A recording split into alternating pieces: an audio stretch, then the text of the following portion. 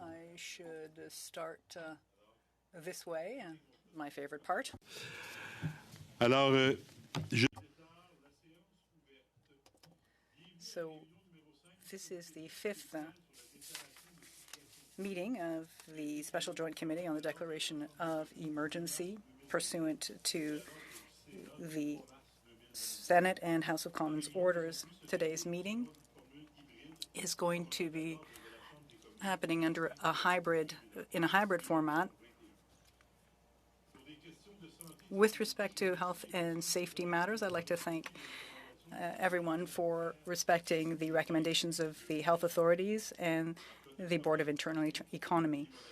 If there are any technical issues, please advise me so that we can suspend the meeting so all members can fully take part in the meeting.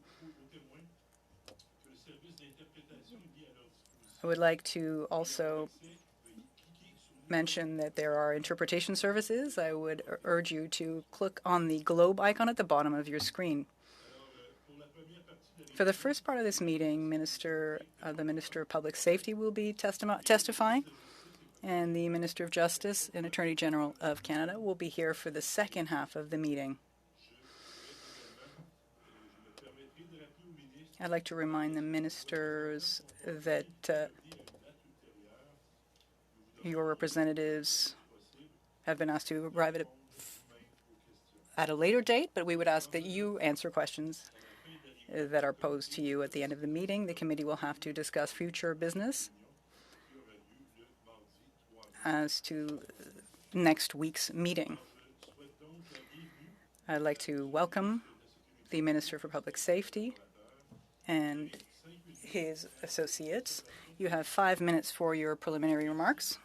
Thank you very much. And you have the floor. Merci, Monsieur le Président. Thank you all for having me here today. And before I move to my remarks, I would just note that I'm joined by a number of officials, including my Deputy Minister, Rob Stewart. We have the Commissioner of the RCMP, Brenda Lucki. We have the Director of CSIS, David Vigneault. And we have from the CBSA, Ted Gallivan. I'm grateful for this committee's work examining the events last January and February which led to the invocation of the Emergencies Act. The government's decision was precipitated by a series of unprecedented and simultaneous public order emergencies across the country. The images are seared into our memories. Let us begin by recalling the facts. At the end of January 2022, members of the so-called Freedom Convoy demanded that all vaccine mandates be revoked, failing which the Governor-General should unilaterally remove the Prime Minister from office. Others incited the violent overthrow of the government, with one threatening, and I quote, "The only way that this is going to be solved is with bullets." These ideologically extreme goals helped incite thousands to form massive blockades at our borders, legislatures, monuments, and here in Ottawa in front of Parliament Hill. The impacts were devastating. The daily cost to the economy at each of these ports of entry were astronomical. I would highlight that in Windsor, where Ambassador Bridge is located, we lost about $390 million a day in trade. Plants were closed. Workers were laid off. The manufacturing sector was stalled. Au pays, notre capacité de... In our country, our ability to import and move furniture, essential medical supplies, food, and fuel to Canadians was compromised. Our closest friend and ally, the United States, expressed their preoccupation at the highest levels of government. And here in Ottawa, residents were under siege for weeks. Was shut down. Small businesses were shuttered. People could not get to work or take their children to school. 911 here was flooded with calls, putting at risk people in distress requiring first responders' assistance.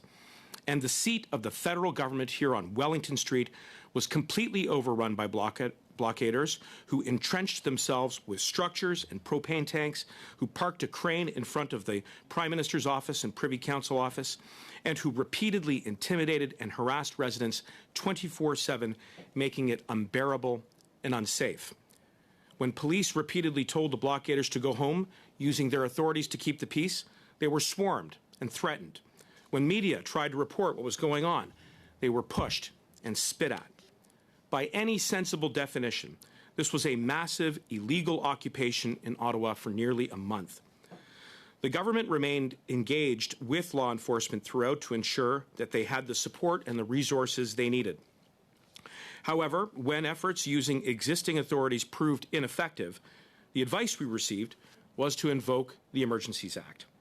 At all times, we were guided by a simple principle of limited use. Put simply, when it came to the Emergencies Act, we were reluctant to invoke and eager to revoke. And on that note, I want to express my profound gratitude to all members of law enforcement who carried out their responsibilities with restraint and professionalism. They were able to restore public safety with minimal injuries and no loss of life. Which takes us to this exercise. We welcome the committee's insights, not just what happened, but how to ensure that it does not happen again. We should carefully question the utilization of the Emergencies Act. Why? Because such authority should be granted only when it is absolutely necessary and strictly for the purposes of addressing a specific state of emergency. Colleagues, as parliamentarians, we have a sworn duty to uphold the law, for we are a nation of laws. To uphold the principles and values guaranteed by the Charter, we must defend freedom of speech, assembly, and lawful protest.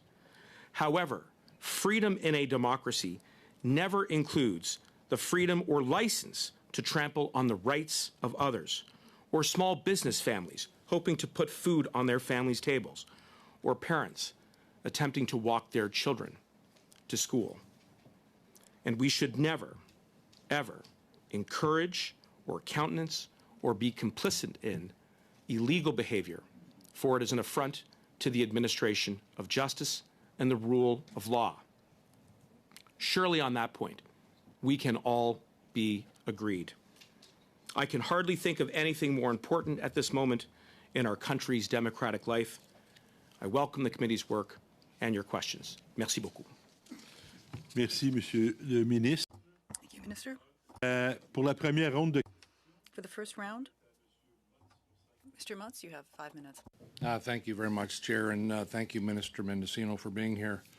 I'm always intrigued by the perspective of others when it comes to activities and how those perspectives are different by many of us. And my view of what you described is different than yours. But I would ask you a couple questions, Minister. Do you think Canadians should be able to know why you and your government invoked the Emergencies Act? Because right now, Canadians simply don't know why. The short answer is yes, I do. And the exercise that I'm here to engage with you, Mr. Motz and others, is to ensure that there is transparency as to the reasons and the events which led to the invocation of the Act. We published, if I could just finish one last quick word. That's perfect. That's I was all just going to say we published an essential backgrounder which laid out the reasons for that. Thank you. I'm glad you added that or indicated that you want to be transparent with the Canadian public, because based on the stonewalling that's happened in the legal proceedings in court from last week, it would appear as if that may be a position that you're taking now as a government. And I would hope that, if you had good reason, which you say you did, to invoke the Emergencies Act, that you would undertake to share the reasons and the documents and the information that you relied on as a minister and as government, to share those with the Canadian public as to why you made that decision. And I would hope that you would undertake to do that, Minister, for the sake of Canadians, because we're not here for us. We're here for Canadians, to be transparent and accountable to them. And I would hope that you would, and would you undertake to release all the documents to this committee that we can rely on, that you relied on, that your government relied on to invoke the Emergencies Act? Mr. Motz, I want to assure you that we are here to shine a light on the events which led to the invocation of the Act, which included, among other things, the blockades at ports of entry, which completely disrupted our economy, which put people laid off, which shut down businesses, which cost the economy millions, and frankly here in Ottawa, which laid siege to a community where no one felt safe for weeks. So I understand you may have a different perspective, but I would hope that you don't have a different point of view with regards to the facts, and those are the facts. I take that as a yes, that you will be undertaking to release all the information you used to rely upon. You know, it's interesting that just yesterday, the media is reporting that, in fact, the economy was not impacted, as you had indicated in your opening remarks, by hundreds of millions of dollars. In fact, trade was up, industry, manufacturing was up 16% in cross-border traffic, and you know, contrary to your assertion. Now, one of the things that that was intriguing to me is during the actual convoy protest here, you retweeted some information that was later shown to be completely false, completely inaccurate. So in your role as the Minister of Public Safety, how can Canadians now trust that the information you relied upon to invoke the Act in the first place was accurate and appropriately reliable? Well, first, I want to draw a bright distinction between aggregate statistics and the real-life impacts and consequences which were caused by the illegal blockades which occurred in White Rock, BC, where I have visited, in Emerson, in Manitoba, where I have visited, here in Ottawa, and at the Ambassador Bridge in Windsor, where I visited.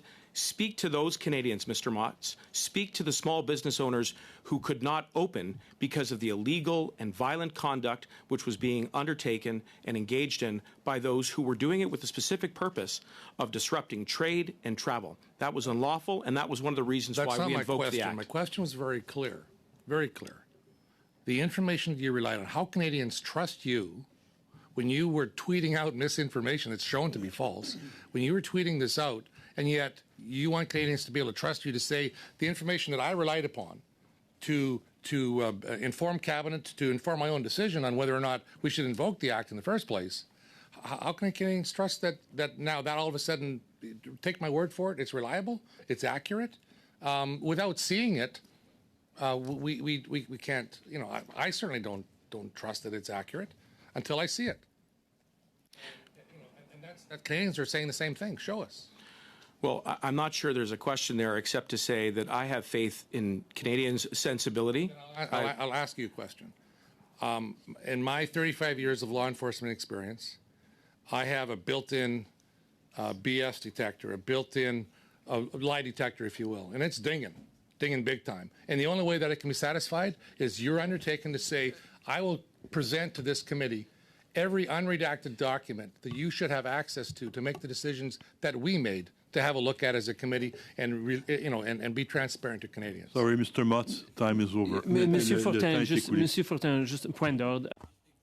That kind of rhetoric is not really parliamentary and not really useful.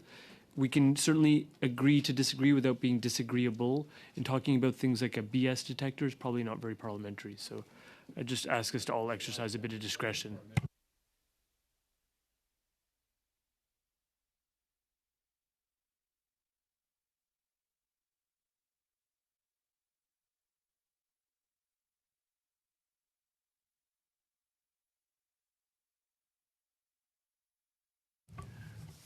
Merci, Monsieur Virani, pour le commentaire. Thank you, Mr. Virani, for your comments. Mr. Motts, for your comments. Minister, I think we will try, and I think everyone's desire is to remain respectful in the context of our debates. Of course, these are debates, and we will try to remain respectful throughout. Thank you, Mr. Motts, for your comments. I realize I did not have any way to indicate that the time was up, so this is my new sign. This means 1 minute left. Is that the yellow or the red one? Well, it's the 1 minute one. Let's say yellow. And on the other side here, we'll have 30 seconds when you have 30 seconds left. That's as good as it gets for me today. Thank you. Ms. Bindawi, you have 5 minutes. Merci beaucoup, Monsieur le Président. Thank you very much, Mr. Chair. Thank you to the Minister for being here with us here before the committee. I do find it curious that the Conservatives on this committee are downplaying the economic and reputational impact of the closure, the blockade of international borders with our largest trading partner, the United States. Minister, I'll turn to you for a number of questions. There are a number of things I'd like to get on the record, so to the extent that you could provide succinct responses. At the time of the invocation of the Emergencies Act by the federal government at 4:30 p.m. Eastern on February 14th. Is it not true that the blockade of our international border in Coutts, Alberta was ongoing and indeed would only be reopened on February 15th?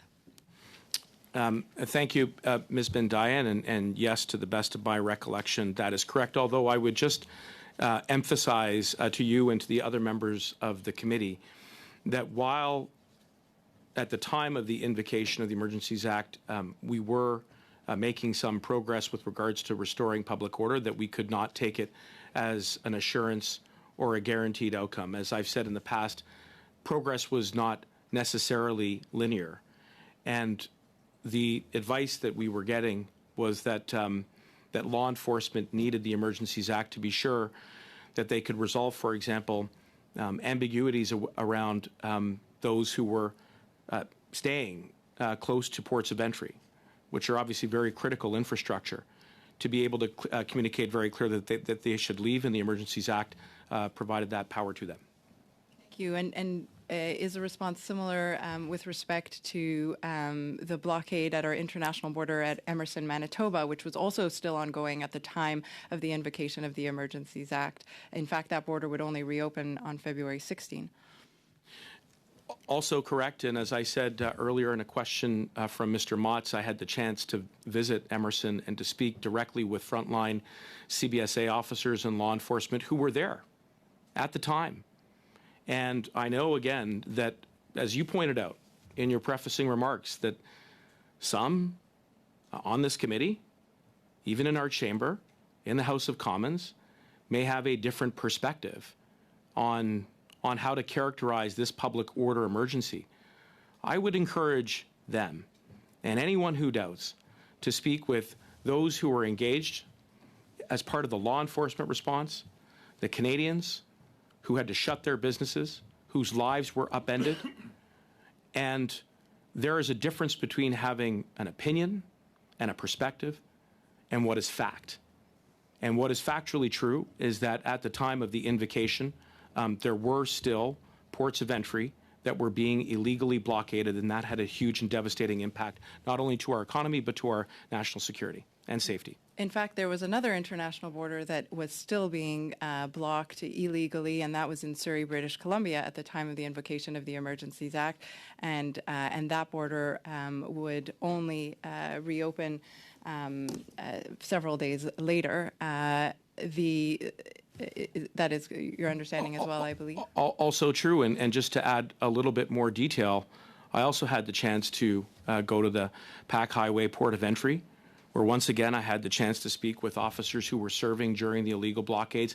They were there the day that blockaders took an armored vehicle and rammed it into a barrier for the purposes of disrupting public safety and further interrupting safe travel and trade.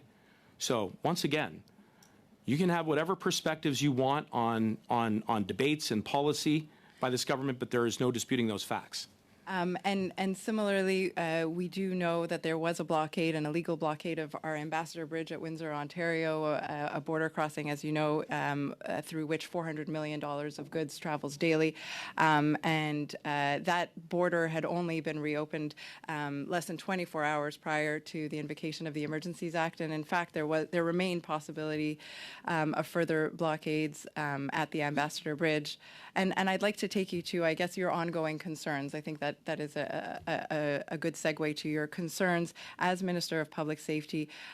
Were you concerned at the time of the invocation of the Emergencies Act about our territorial sovereignty and about the security of our international borders, not only for reasons of trade and commerce, which are extremely important, but also for reasons of the passage of essential goods and services to Canadians?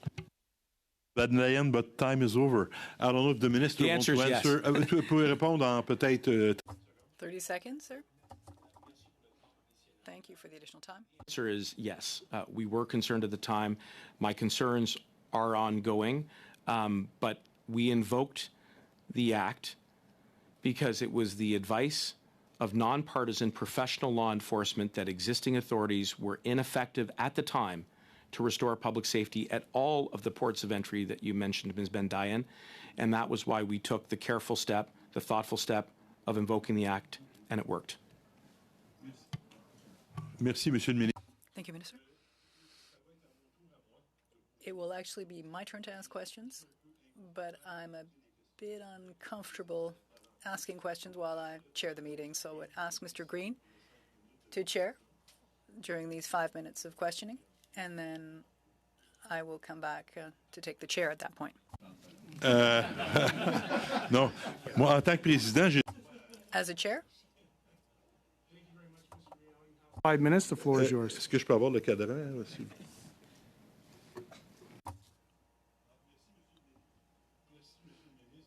thank you, Minister, for being here. You've said, I think twice or 3 times since the beginning of the meeting, you've said that you received a notice that, independent advice that the Emergencies Act was required. Were these written notes, or was this written advice?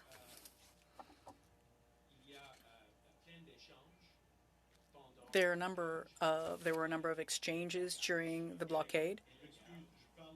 Sorry, I'm saying before you invoked the Emergency Measures Act, you said you received some advice. Was this written advice? Mr. Fortin, I'm actually providing an answer. There, of course, was a lot of communication between the government and the police forces. There are written communications. So, was there...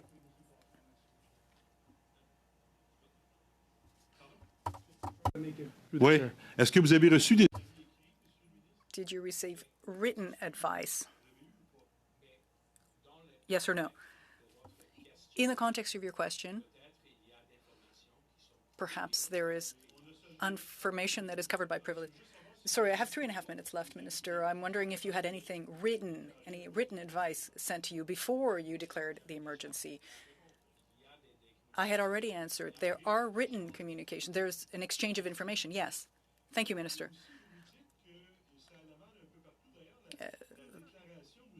The declaration indicates that there's an emergency throughout all of Canada, but as you know, along with the declaration, there is a summary of the consultations undertaken with the premiers of the various provinces and territories. You know that before you can declare a state of emergency, the government must, according to the Act, consult with the premiers. And this is a summary that's along with the declaration. I see that the Premier of Quebec was opposed to the application of this Act, and that in fact it could be divisive. I see the Premier of Alberta was opposed to it being invoked. Also, the Premier of Saskatchewan was not in favor of it. That the Premier of Manitoba was not yet convinced it was a good idea. That the Premiers of New Brunswick, Nova Scotia, and PEI said it wasn't necessary. And we also see that the 3 territories, so the premiers from the 3 territories, provided feedback without issuing any public comment. So, all told, 7 provinces and 3 territories did not seem to fear a situation, an emergency in their areas. So really you have Ontario, BC, and Newfoundland left. Minister, my question is this. How can you claim that there is an emergency situation throughout all of Canada, whereas when you actually issued the emergency order, 7 out of 10 premiers are saying, listen, everything's fine over here, there's nothing wrong. Some are even saying, don't do this, this will be divisive. How can you claim that in this context there is globalized, a global emergency throughout Canada? Answer, Mr. Fortin, that's a good question. There is a principle calling for consultations that is part of the process before the Emergency Measures Act was invoked. We upheld that principle. We had conversations, a number of conversations with our provincial and territorial counterparts. This was an ongoing process, in fact, before the emergency measures were invoked and also during the implementation of the Act, enforcement of it. So we had acted in good faith and had been in communications with the provinces and territories in consultations. At the time, there was an emergency situation underway, and we had created the situations in order to restore public safety. Thank you for the yellow card. I have 10 seconds left, Minister. Once again, these are not my comments here. I'm reading the comments of the government here stating that everything is fine in 7 out of 10 provinces. I'm somewhat surprised. Thank you. My time is up. Happy to give you back the seat. Merci, Monsieur Green. Thank you, Mr. Green. Mr. Green, you have the floor. 5 minutes. Honourable Minister, would you agree that in invoking this declaration, every single word within the declaration would have a specific meaning? Yes. And that in this case, in a very legal, probably the most extreme legal piece of legislation we have, every word matters? Yes, I do. So the proclamation declaring a public order emergency made on February 14th specified that the public order emergency constituted of 1, the continuing blockades by both persons or motor vehicles that is occurring at various locations throughout Canada, and, with emphasis, I will add, that the continuing threats to oppose measures to remove the blockade, including by force, which blockades are being carried out in conjunction with activities that were directed towards or in support of the threat or the use of serious violence against persons or properties, including critical infrastructure, for the purpose of achieving a political or ideological objective within Canada. Through you, Mr. Chair, to the Honourable Minister, I want to reference Section 83.1 of the Criminal Code, which defines terrorism as an act committed in whole or in part for a political, religious, ideological purpose, objective, or cause. Given that criminal definition, would you agree, given the language that you used in the proclamation, that this was considered a terrorist threat? I would agree that that section is imported into the test for the invocation of the Act, as you have referenced, and you're right. We were very attentive to the precise language and legal test that was required to invoke the Act. One of the reasons why I said in my introductory remarks, Mr. Green, that the so-called Freedom Convoy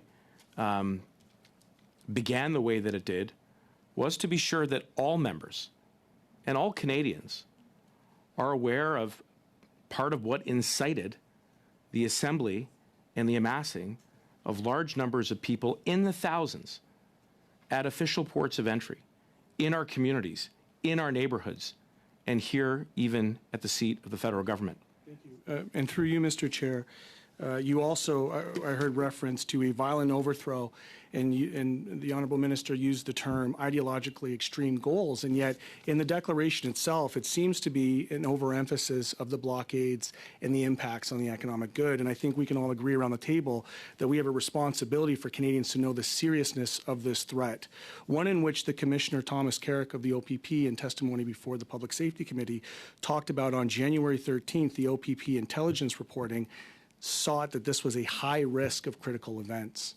And in fact, I'll reference number 5 of the proclamation, which talked about the potential for the increase in the level of unrest and violence that would further threaten the safety and security of Canadians. Understanding those 2 points, Mr. Chair, and through you to the Honourable Minister, noting that threats to security for the purpose of the public emergency order are defined as meanings assigned to Section 2 of the Canadian Security Intelligence Service Act, I would like to know what considerations were you briefed on, given the threat of national security provided both by the OPP and, as I'm to understand, ITAC in the weeks leading up to the procession and the eventual occupation of Ottawa. Well, of course, I want to be respectful to the sensitivity of intelligence reports that were given to the government. And I do know, Mr. Green, that there is, I believe, a motion before this committee to determine the level of access to that information. And I, encourage you to undertake those deliberations Sir, if I independently. could, thank you. I want to be specific here. What is the factual basis for the objective elements that were considered when you were looking to perhaps rescue charter breaches under Section 1? You talked about facts over opinion, and I'd like to know the factual basis for which those elements, the 6 points for temporary measures, were dealt with. I want to be sure I understand your question. I'll try to answer it, and if I'm off track, then you'll let me know. But one of the features of the Emergencies Act, unlike its predecessor, the War Measures Act, was that it ensured that any measures that Mr. were Chair, included. thank you. This is not the direction that I wanted to go in. What I'm looking for, sir, is that there were 6 elements, 6 types of temporary measures, and I would be assured that the government would have gone through a charter breach analysis, would it have not? We wanted to be sure. So would you be willing to share with this committee the factual basis for which you have objectively and factually, Time not over. through opinion, Le temps yes est or écoulé, no, would Monsieur he be Green. willing to share the factual basis for the charter breach analysis?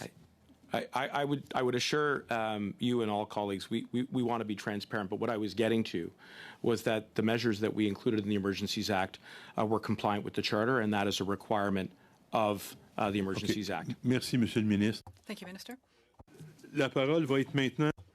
Now on to Senator Boniface. You have 5 minutes. Much, and through the chair, thank you, Minister, for being here.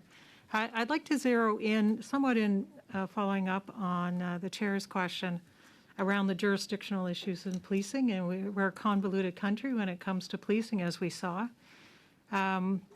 We have the Ottawa Police. I'm going to focus on Ottawa in this question, and the RCMP obviously serving some aspects here on Parliament Hill in different capacities. And since jurisdiction for policing falls under the province of Ontario, which I'm quite familiar, the province has a role to play in the process.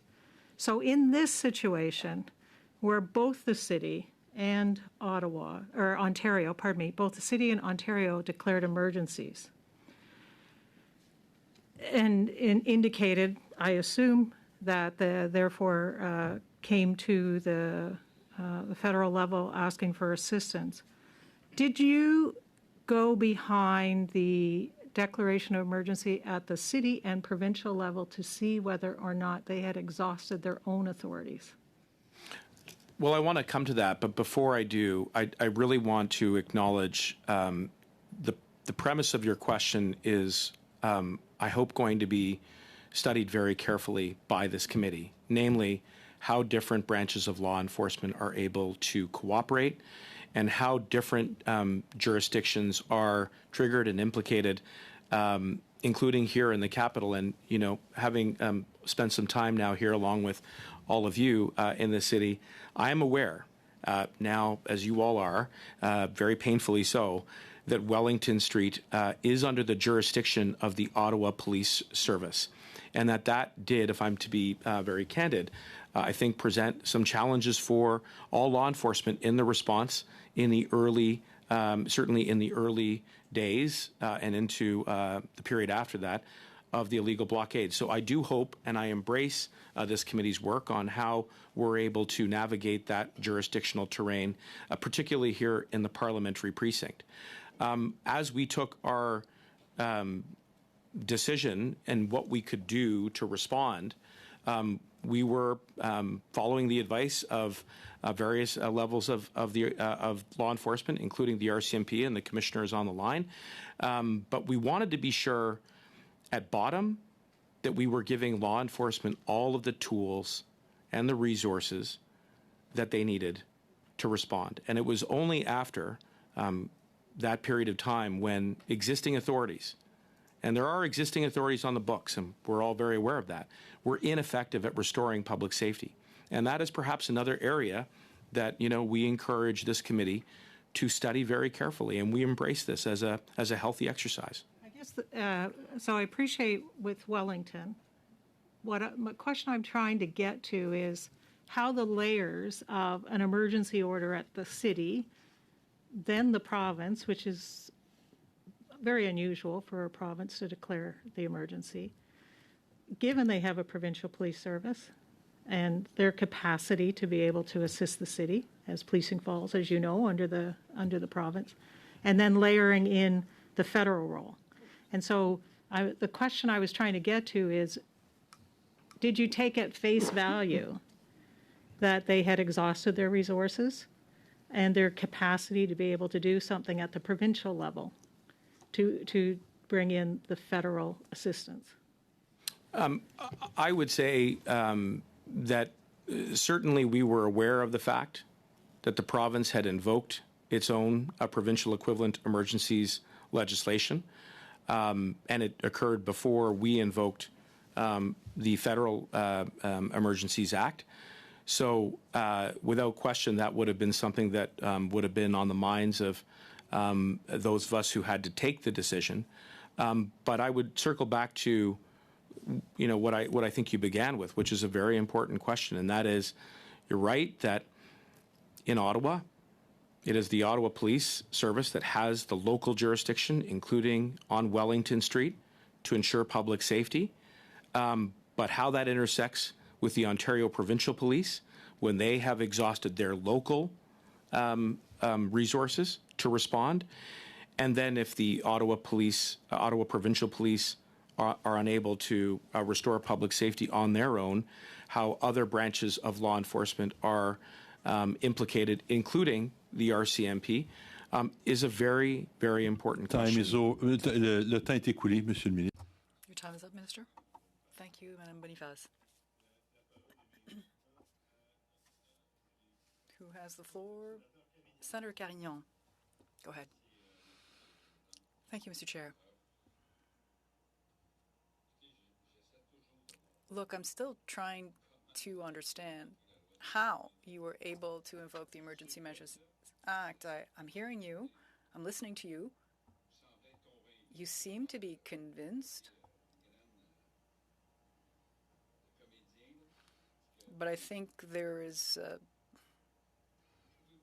something going on. Let me start by my first question.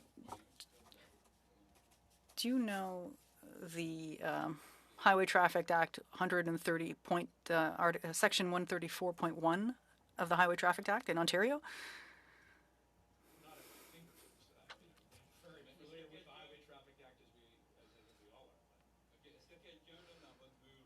Is there anyone in your office or among your advisors who might have said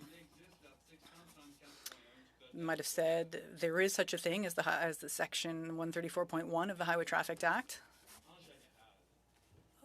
Listen, I'm generally speaking aware of the fact that there are authorities that are on the books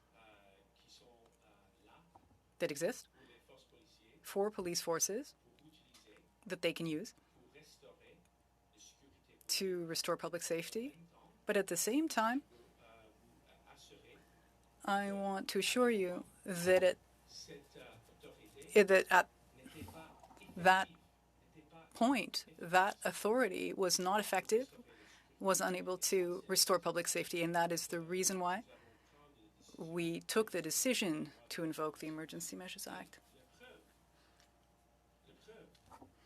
And the evidence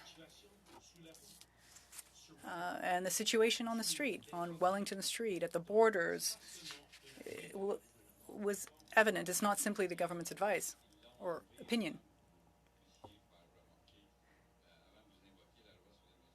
Before you invoked it, I mean, that's not the first train blockade or highway blockade that's ever happened in Canada. Things were always managed through injunctions or the exercise of municipal police powers, provincial powers, federal powers. There was the Oka crisis, the army was brought in, and the blockade was removed. In what way was it necessary to invoke the Emergency Measures Act to tow vehicles on Wellington Street? I mean, I'm speechless. With all due respect, the emergency situation in the end of January and the month of February was unprecedented because all of the blockades occurred at the same time, and the level of disturbance was unprecedented. The level of the disturbance in the streets of Ottawa was unprecedented. There were people barbecuing in the middle of the street. Some people had a jacuzzi. Or, Section 139 allows the police officers to tow a vehicle when it is impediment to traffic. There were so many police officers there, not one of them wanted to order to tow this truck and to have the tow truck come in and then and do that, as was done once the Emergency Measures Act had been invoked. There's nothing that was done under that act that the police officers couldn't have done beforehand. You agree with me? Look, you're right to say that there is an act, but the act was not effective. One of the challenges, un de les défis, one of the issues was that the tow trucks were not available to secure the tow trucks. There were threats. There were interruptions at the time, and that was one of the pieces of advice that we were getting at the time. Minister, I found some for sale on Auto Hebdo. You could have bought some and towed them yourself without having to turn to the Emergency Measures Act. The Act gave the police officers the power to go into the vehicle, grab the keys, tow the truck, and leave with it. According to the Act, you didn't need this Emergency Measures Act. So if your province needs this, go to the tow trucks that the Army has, buy some tow trucks. Don't use the Emergency Measures Act to tow vehicles. It makes no sense. Senator, once again, police forces tried, but they were not successful. And that is the reason why we needed to make the decision to invoke the Emergency Measures Act. Your time is up, Minister. Thank you. Mr. Carignan. Parole est au sénateur. Now on to Senator Harder. Merci, Mr. Fortin. Minister, welcome. I want to pursue a little bit the questioning of Senator Boniface. I'm a senator from Ottawa, as you might know. My question is, what took you so long? Why did it take 3 weeks of the disruption that Ottawa had visited on it? I respect that you've got the others on the border, but I want to talk about Ottawa. Why did it take 3 weeks for you to act? That is a totally fair question. And I assure you that as we embark in this review, we are thinking very much about the amount of time that it took to transition from the local police of jurisdiction to the provincial police who are there to backstop where local police don't have the resources that they need. But I also want to remind and underline that notwithstanding the absence of there being a law that explains exactly how we move from local, provincial to federal, that the RCMP were consistently offering whatever additional personnel, tools, and resources to support the local police of jurisdiction to try and deal with the blockades. And the other thing I would say, Senator, is that it is an important principle to recall that as a matter of day-to-day operation, you do not want elected officials stepping into the space of the police. It is well established that we write the laws as parliamentarians, and we expect that our police enforce those laws. But the community also, though, expects the elected officials, municipal, provincial, and federal, to act with greater alacrity in the face of the situation that we had than waiting 3 weeks. In your testimony earlier, you said the advice we received was to invoke the emergencies measure. From who did you receive that advice? I don't need names, but I'd like, are you saying all levels of government? Are you saying only police, but also political jurisdictions that have a responsibility to advise?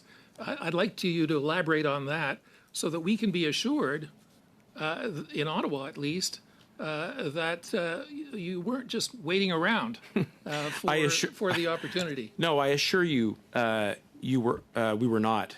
And there was a community of different partners within the public safety and national security apparatus, as well as the consultations that we were undertaking with different levels of government, including those who were directly impacted by the illegal blockades across the country. So there was a very robust discussion. And the other thing I would offer as context, and I realized certainly at the time, and I know for those who live in Ottawa, that particularly in Ottawa, how difficult it was, that because this was the first time that we were invoking the Emergencies Act, that we went to great pains to get it right. And in retrospect, I do think that the entire episode and the saga does expose a number of questions, which have been raised by colleagues at this table around interjurisdictional cooperation, how reinforcements are set.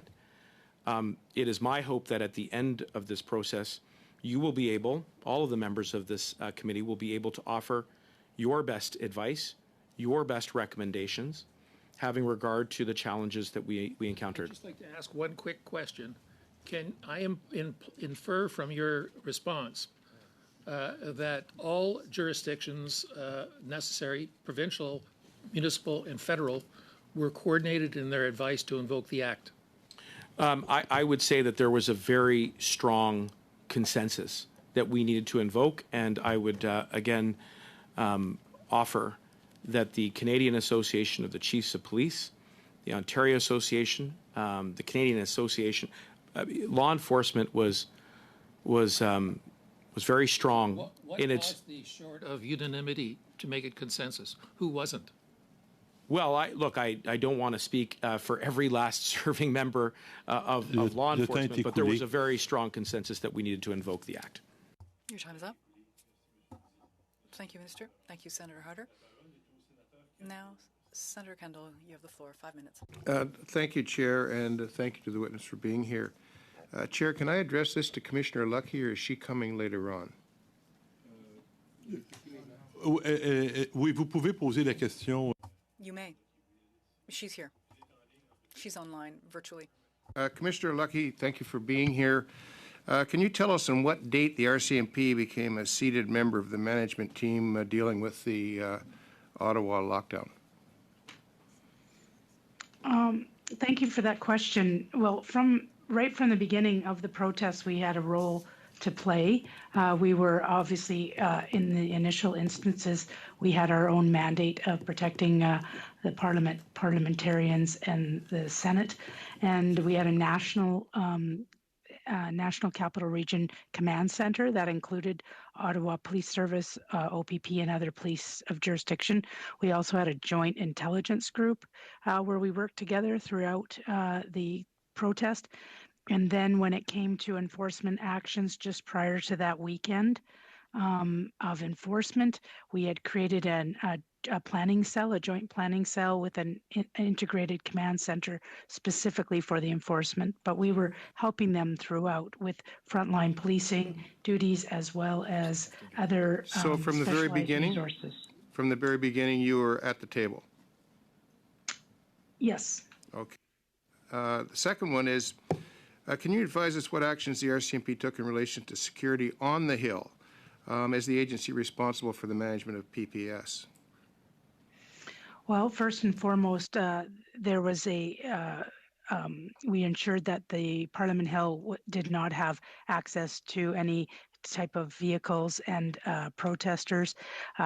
For the parliamentarians themselves, we provided a service because when things started to get tense, we had determined that the threat was higher for parliamentarians walking to and from Parliament. So we provided a staging area that allowed for parliamentarians to meet if they so wished to get driven into Parliament. We also provided additional security for the Senate.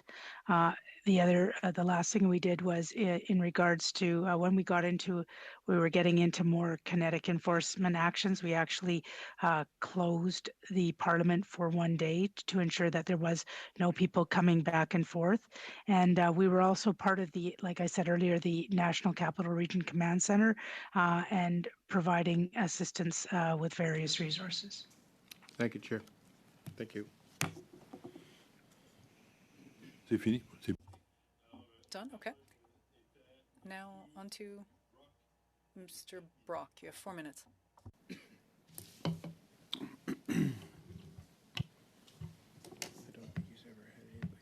Thank you, Mr. Chair. Thank you, Minister, for your attendance today. I would like to start off by questioning Ms. Lucki, Commissioner of the RCMP. Ms. Lucki, do you acknowledge and agree that the RCMP is independent of the federal government and is free to investigate without influence? Yes. Has the RCMP ever been influenced and or deterred by the federal government to investigate a criminal matter? Not to my knowledge. Is the RCMP free from any influence or direction by the federal government to lay a criminal charge? Absolutely. If the subject matter of an investigation is the Prime Minister himself, are you concerned about any government interference or reprisal?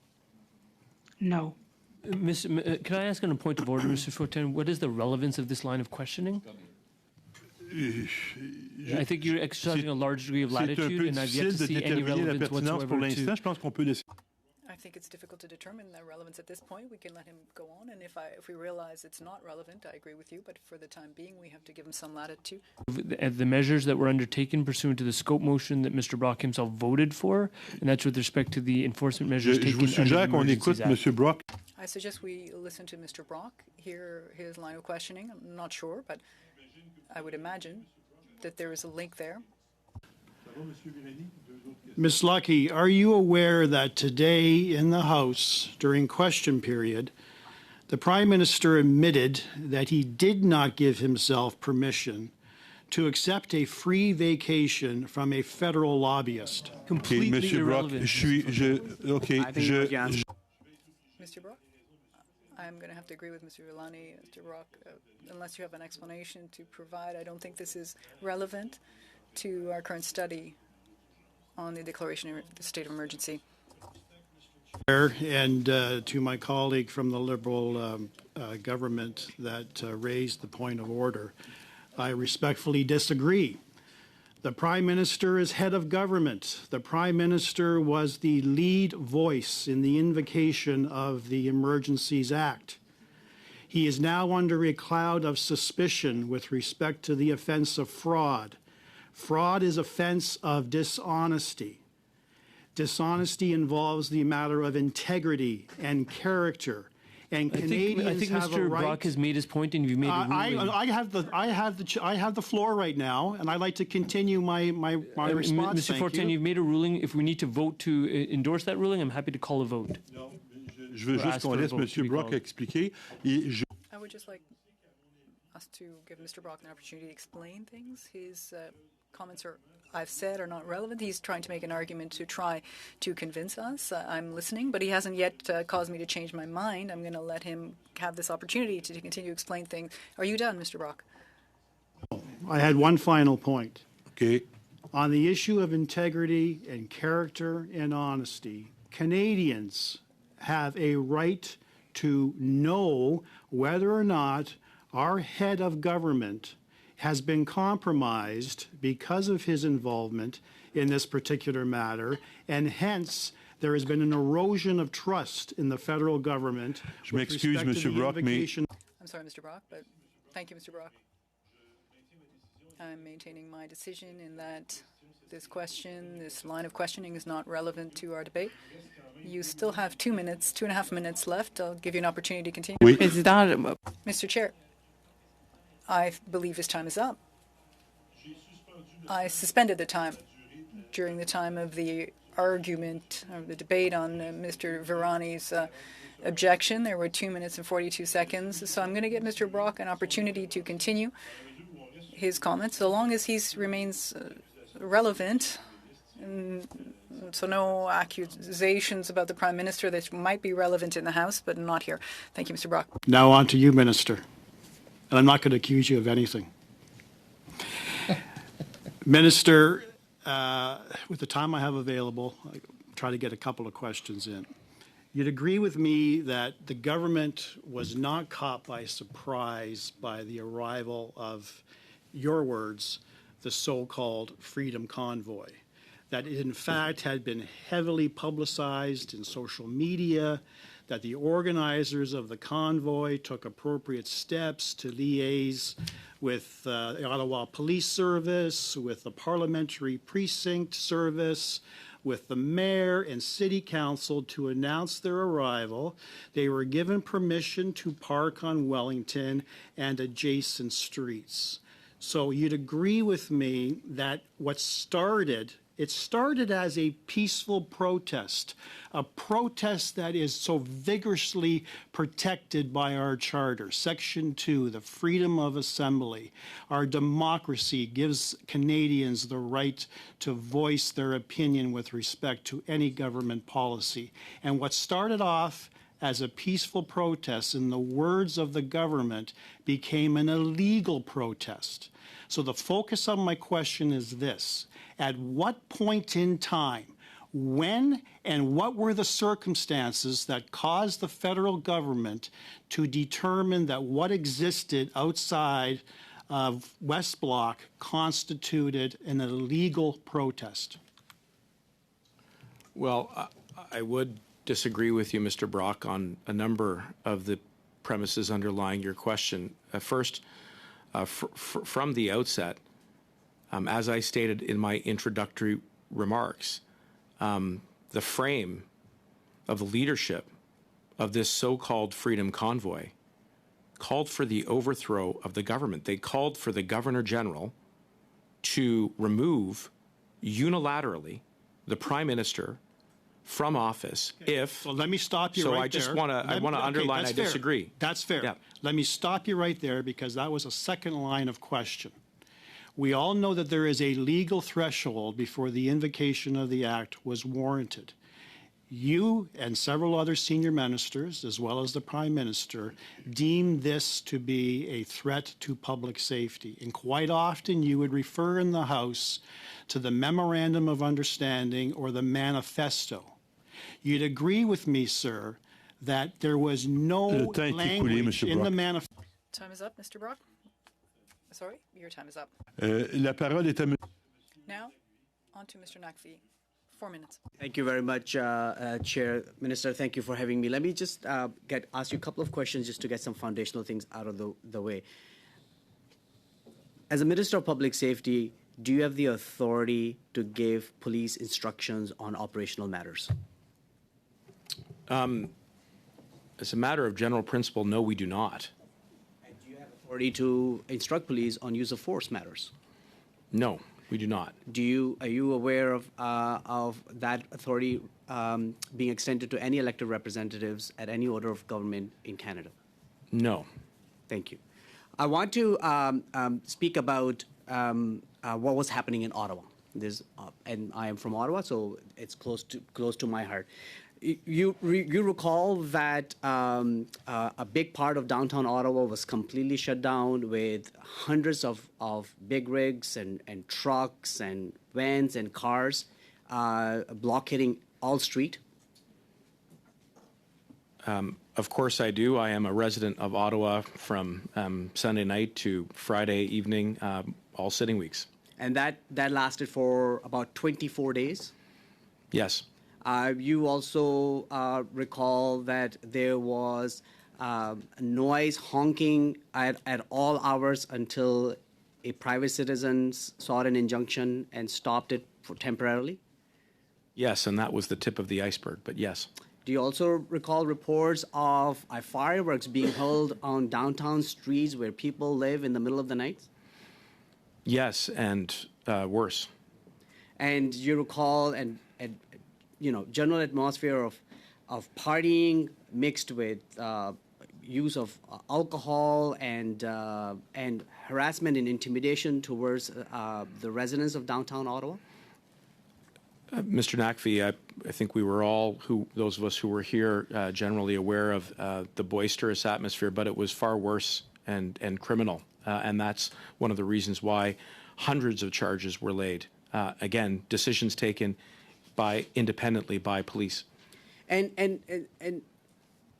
Minister, did you get the sense at that time when you were getting all the briefings and you were engaged in conversations and being here yourself, that there was a sense of breakdown in public trust as to how this occupation will come to an end in case of Ottawa? I would think, Mr. Nakvi, that during the time that I was aware that there was a high degree of anxiety, concern, frustration, and anger, which was regrettably justified in the circumstances, when residents can't get to work, when they can't take their children to school, when seniors can't get around because public transportation can't get to them, when people who live in apartment buildings find that their front doors are locked and that fires are set in the hallways and corridors. Point of order, Speaker. It is Un instant, Monsieur le Ministre. Oui, Monsieur Mott. That statement right there has been proven false by the Ottawa Police Service, and there is no connection to the protesters whatsoever. And for this minister to suggest that is absolutely unacceptable at this committee. Mais je pense que le témoin peut répondre. I think the witness can answer the question. It can be frustrating if the answer is not relevant, Mr. Motz, but I don't think it's illegal for the witness to.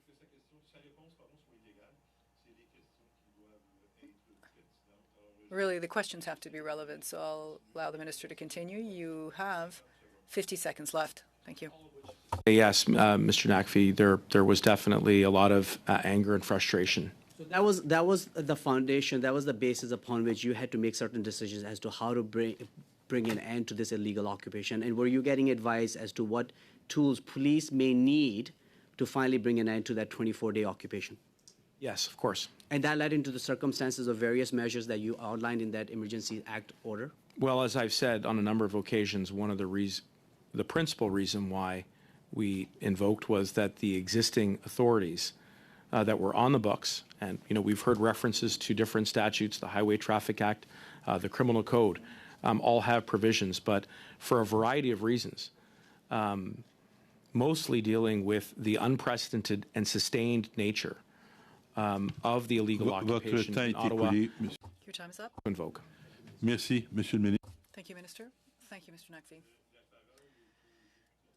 Now, the member for the Bloc Québécois, which is me, I would invite my colleague to chair the meeting. Minister. Just a reminder on the minute. How long is the duration of this? 3 minutes. 3 minutes. 3 minutes. Monsieur le greffier. The clerk will. Yours for 3 minutes. Yeah, merci. Thank you, Minister. I'm listening to you testify, and I have to admit I'm not reassured if I understand.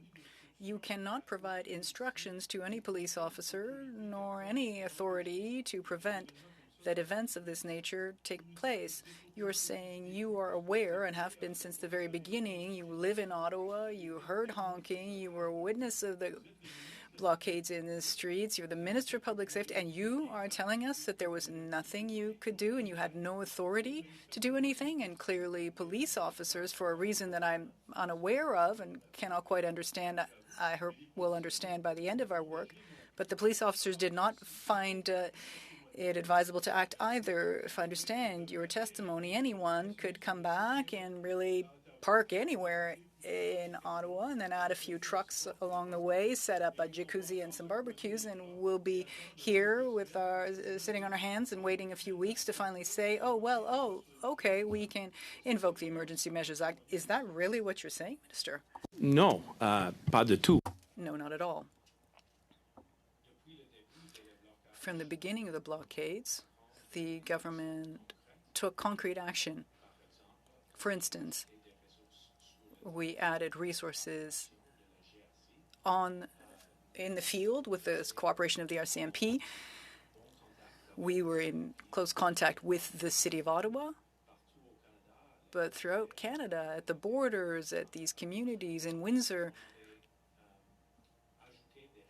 we added resources, we added personnel. There were 3 facilities there for the RCMP to support the police that had jurisdiction in the region. This was before the Emergency Measures Act. I'm talking about what happened in the City of Ottawa. You witnessed this from what you're saying. The blockade was so serious that you ended up invoking the Emergency Measures Act, which to my mind was not necessary. That's my view, of course. I guess we'll see. But at this point, it seems to me you're confirming that there was nothing else you could do. What Senator Carignan was saying, the Highway Traffic Act in Ontario would have allowed you to clear the road. It seems clear to everyone. I mean, everyone I speak to says, well, look, it's normal for police officers to... But listen, nobody seems to understand that a situation like this could have lasted so long as to lead us to this point. It seems to be quite lax. It's unacceptable, almost irresponsible, Minister, with all due respect. Please explain this. Briefly, please, Mr. Minister. Tout d'abord, first off, despite the existence of provincial authorities, the province of Ontario invoked its Emergency Measures Act. In its view, so that the province made that decision. That was before this act was invoked at the federal level. And what I was saying was that we took many steps to help police forces in Ottawa before invoking the Emergency Measures Act. Alors, je reprends. Okay, I would feel like going on longer, but... To finish the Monsieur question. Green, la parole est à vous. Mr. Green, you have 3 minutes. And we're going to go back to some of the definitions. You'll note that in the definition of the national emergency under A and B, there's an "and" clause that says cannot be effectively dealt with under any other law of Canada. We've heard today that expert advisors advised the government that they did not have sufficient authorities, and yet there's been pretty wide reporting on perhaps there being insufficient will on behalf of our public safety police. And so I note this, that in the reasons for the public order emergency, the convoy supporters formerly employed in law enforcement and the military have appeared alongside organizers and may be providing them with logistical and security advice, which pose operational challenges. This is noted. I ask that because in Section 5, where it talks about the potential for an increased level of unrest and violence, it is noted that there are individuals who support ideologically motivated violent extremism. This is a very serious issue for me in this particular case. So my question through you to the Honourable Minister is, noting that there are members of ideologically motivated violent extremists and the convoy supporters had formerly employed law enforcement and military people within the organizational capacity of the occupation, would the minister agree that there could be and evidence of ideologically motivated elements within our law enforcement and the military? Well, I would begin by pointing out that first, with regards to the threat, as I mentioned during my introduction, there was a rhetoric that was ideologically motivated, and that led to... Mr. Chair, with specificity through you, respectfully, to the minister, we have people who are coming from You know, the Prime Minister's security detail, Joint Task Force 2 members. None of this, by the way, captured within the declaration. So I'm going to put the question, my final question through you, Mr. Chair, to Director Vigneault from CSIS.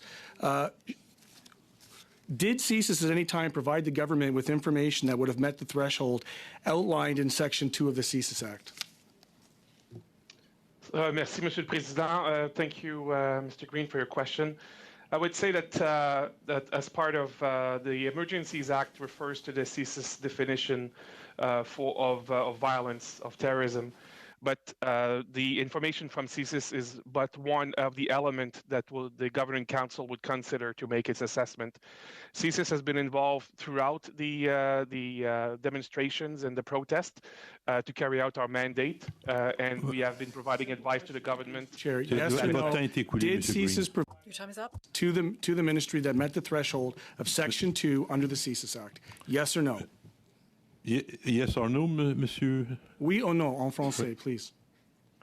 I cannot respond by yes or no, Mr. Green. Just have to merci. say that we have Thank you. Your time is up. I'm sorry. I feel quite impolite by interrupting you this way, but those are the rules. 3 minutes, Senator Carignan. Thank you. Minister, I'll be asking you a question that's already been asked. On February 25th, 2022, at the House of Commons Committee, Member of Parliament McGregor asked you a question. I'm going to ask you the very same question that you didn't answer. It's a yes or no answer. Minister, before February 14th, did the Prime Minister or yourself receive any request from the Conservative government in Ontario or Premier Doug Ford to asking to invoke the Emergency Measures Act? Period. That's the end of the quote. Elle se répond par oui et par non. Really, it's a yes or no answer. Monsieur le Sénateur, Senator, I engaged with the Premier of Ontario to discuss the situation here in Ottawa and throughout Ontario. I'm not the only member of government who was in contact with the Premier of Ontario. In fact, I'd engaged with my counterpart, Minister Jones, Secretary of Public Safety for Ontario. So there were very informative conversations that took place. You're not answering my question. Did they ask you? Can you tell us? Did someone say we can't deal with this? We don't have the means. We don't have the power to address the situation. Minister, save us. Pass the Emergency Measures Act. Was that asked of you? Yes or no? Monsieur le Senator, I want to reassure you that there is a lot of cooperation between the province of Ontario. The answer is no. And the federal government to ensure that we can restore public safety in our communities. So what I gather from this is your answer is no. We had close cooperation with the province of Ontario before and after the Emergency Measures Act was invoked. I don't know if we can get tears from a stone. I don't think we'll get there. C'est tout, monsieur. That's it, Mr. Carignan? Yes? All right. Senator Boniface, you have 3 minutes. Thank you very much. I'm going to come back to the jurisdictional issues because I want to have it very clear in my mind. From two fronts. One from the blockades here in Ottawa, from the time it went from a legal occupation to an illegal one, or from a blockade or a protest to an occupation, illegal sense. And then secondly, and perhaps the commissioner or someone else may be able to give more details, secondly on the question of the role of the province. I appreciate the collaboration that you refer to, although I remember reading, and this may have been reported inaccurately, that the Minister for Public Safety in Ontario wasn't present at some of the meetings that took place when these discussions were taking place. I assume from that meant there was nobody from the province showing up for those. And so I'd just like to confirm that that was an accurate reporting, number one. And then the number 2 point really is, as you move from at least from an observation perspective of a protest to an illegal occupation, when that threshold moves, how did that change in terms of resources required or asked for at the city and provincial level?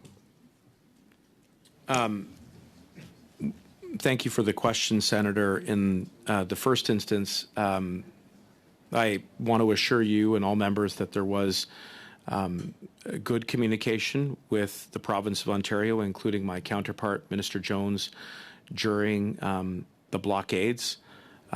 We wanted to make sure that we were staying in contact so that, frankly, we could support our respective efforts to provide law enforcement with whatever additional tools that they needed on the ground, and specifically the Ottawa Police Service, who, as you heard throughout and earlier in my testimony, were overwhelmed at times, and significantly so as a result of the large number of individuals who were participating in the occupation in Ottawa. And so there was good collaboration there. And I would say, in terms of the second part of your question around the sort of pivotal moments, we were listening very carefully and watching very closely how public safety was deteriorating and eroding as a result of the surge in individuals who came to Parliament Hill, and it became very clear that they were not going to leave. And they began to put up fixtures. They began to become firmly entrenched, not only on Wellington Street. Time is up, Senator. Certainly, those were the factors we were looking at. Okay. Je vous remercie, Monsieur le Ministre. Thank you, Minister. Senator, your time is up. I apologize. We have about 10, 12 minutes left. I would recommend we go back to the first round, except 1 minute per party, so that we can make best use of our time. Is that all right with everyone? Oui. Alors, je donne donc la parole au premier intervenant. Conservative member, Mr. Motz, 1 minute. Thank you very much. Minister, the Emergencies Act, the Prime Minister said that it was geographically targeted, and yet the wording in there is for all of Canada. You know, it's throughout Canada, I think, is the wording that's actually in the regulation. And you know, I think everybody would agree that that's how it was applied. It was throughout Canada, is the Emergencies Act. And so it makes me wonder, in that circumstance, the public order was made on February 14th, and you know, so the declaration was made, and then on February 16th, we had the Coastal GasLink. We had the Coastal GasLink violent attack that an order paper question that came through yesterday indicated that actual incident met the threshold as defined in the emergency measures regulations. So I'm curious to know why the government did not respond to that violent attack using the Emergency Measures Act as opposed to the... Votre temps est écoulé, M. Motz, désolé, mais c'est vite passé 1 minute. Sorry, Mr. Motz.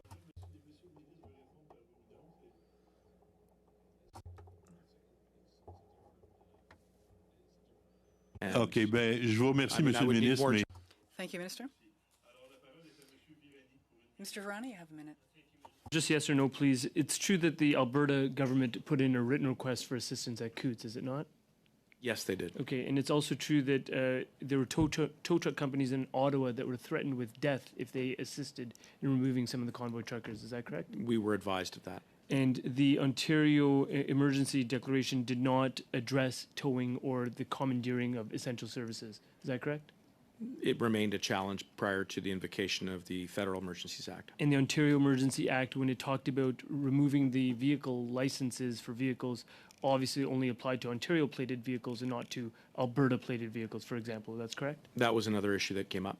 Okay, and Doug Ford, specifically when consulted on the invocation of the Act, said, I support it. That's what's tabled in the House of Commons. That's correct? He did. Okay, and further to Ms. Bendine's questions, on February 16th, there was actually a further attempt to erect an illegal blockade in Windsor, and the tools under the Emergency Act assisted in ensuring that that blockade was not resurrected at that time. Votre temps est écoulé, Monsieur. Your time is up, Mr. Virani. Yes or no, Mr. Minter? Would just add to that, the mayor of Windsor was also threatened during that period. Thank you, Minister. Sorry. It's my turn. Minister, or Mr. Green. This is a funny process, but Minister. So I'm asking questions at this point. Minister, you said you received a written advice before invoking the Emergency Measures Act. Can you produce that for us? I would imagine that's not difficult for you to do, yes or no? Monsieur le Président. Mr. Chair, I know. Let's say between now and next Tuesday, 5 days. I know there's a motion on the table. No, put aside that motion. I have 30 seconds. Can you give me a copy of that particular advice you would have received in writing before you issued the emergency order? Mr. Chair, if you write to us, we will respond to the request. Minister, what takes precedence? These written notices that we don't know about or from whom they are, or the act that states that you must consult the premiers of the provinces? What takes precedence in you making these decisions? Lequel des deux? Which of the two? Temps est écoulé. And now my time is up. Can you answer? Prochaine fois. Next time. Je soupçonnais. Merci, monsieur. I expected that. Thank you. Sénateur. Senator Boniface. Rather, Mr. Green, 1 minute. Thank you. This question is for Commissioner Lucki. On February 15, 2022, a video surfaced of the RCMP shortly after they found a weapons cache and were clearing out the Coutts blockade. The RCMP were shaking hands and giving hugs to convoy members, which is in stark contrast to how the RCMP treat Indigenous people protesting in relatively remote areas, such as the Wet'suwet'en, where firearms are not found present. What do you say to Canadians who have called out this clear double standard? And also, may you please respond to the observations of the RCMP being sympathetic to the convoy, which may have affected how they chose to discriminately enforce the law? Thank you for that question. This convoy was particularly different in the sense that there was many people in and around the area, and not all people were involved with the convoy. There were citizens from the city of Ottawa who were not participating. Specific to Coutts, Commissioner Lucki, there was weapons found at Coutts. In the same location, your RCMP officers were seen giving handshakes and hugs in a scene that had just recently found weapons. So would you care to comment on that? Your time is up. À moins que vous puissiez répondre. Unless you can answer with a yes or no answer, Ms. Lucki. OK, alors je vais passer. I don't know what I'm saying, yes or no. OK. Alors je vais donner la parole. All right. I apologize. Madame Boniface, 1 minute. Yes, thank you very much. And through you, Mr. Chair, perhaps I could address my question to Mr. Vigneault. I can't see whether he's still on the screen or not. Perhaps, Mr. Vigneault, you can advise, were you surprised by the information you received with respect to the convoy and some of the issues that you saw as national security threats? Thank you for your question, Senator. We are, as an intelligence organization, we are constantly looking at the movement of ideologically motivated violent extremists. So we have a fairly good understanding of the dynamics at play. So I would not necessarily say that we're surprised. We also saw in the past a number of these elements who are trying to use protest and demonstration to infiltrate and take advantage to engage in activity that can meet the threshold of CSIS to be a threat of terrorism. So from that point of view, I would say that we are constantly on the lookout for these issues, and that's what we're assessing, and based on our information and advice, providing assessment to the Government of Canada. Merci. Thank you. The time is up. Thank you, Madam Senator. Senator Carignan, 1 minute. Thank you, Minister. What are the orders of government or the provincial governments that asked you prior to February 14th who actually told you we don't have the power to address this situation, we don't have the tools to address it? Which provinces told you that before February 14th? Avant l'invocation. Before invoking the Emergency Measures Act, We had engaged with the provinces and territories to understand their needs. As I've already said, there was a request from the Premier of Alberta for additional resources.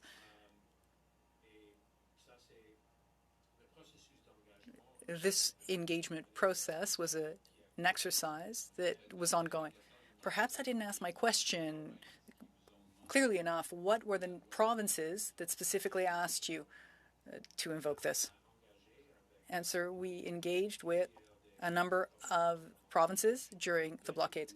Your time is up, says the chair. Thank you, Minister. Thank you, Mr. Carignan. Senator Harder, 1 minute. I'm going to follow up to Senator Boniface's question to David Vigneault.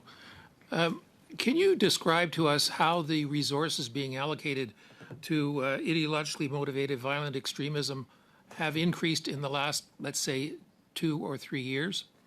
And do you forecast an increase in the resources dedicated to this movement?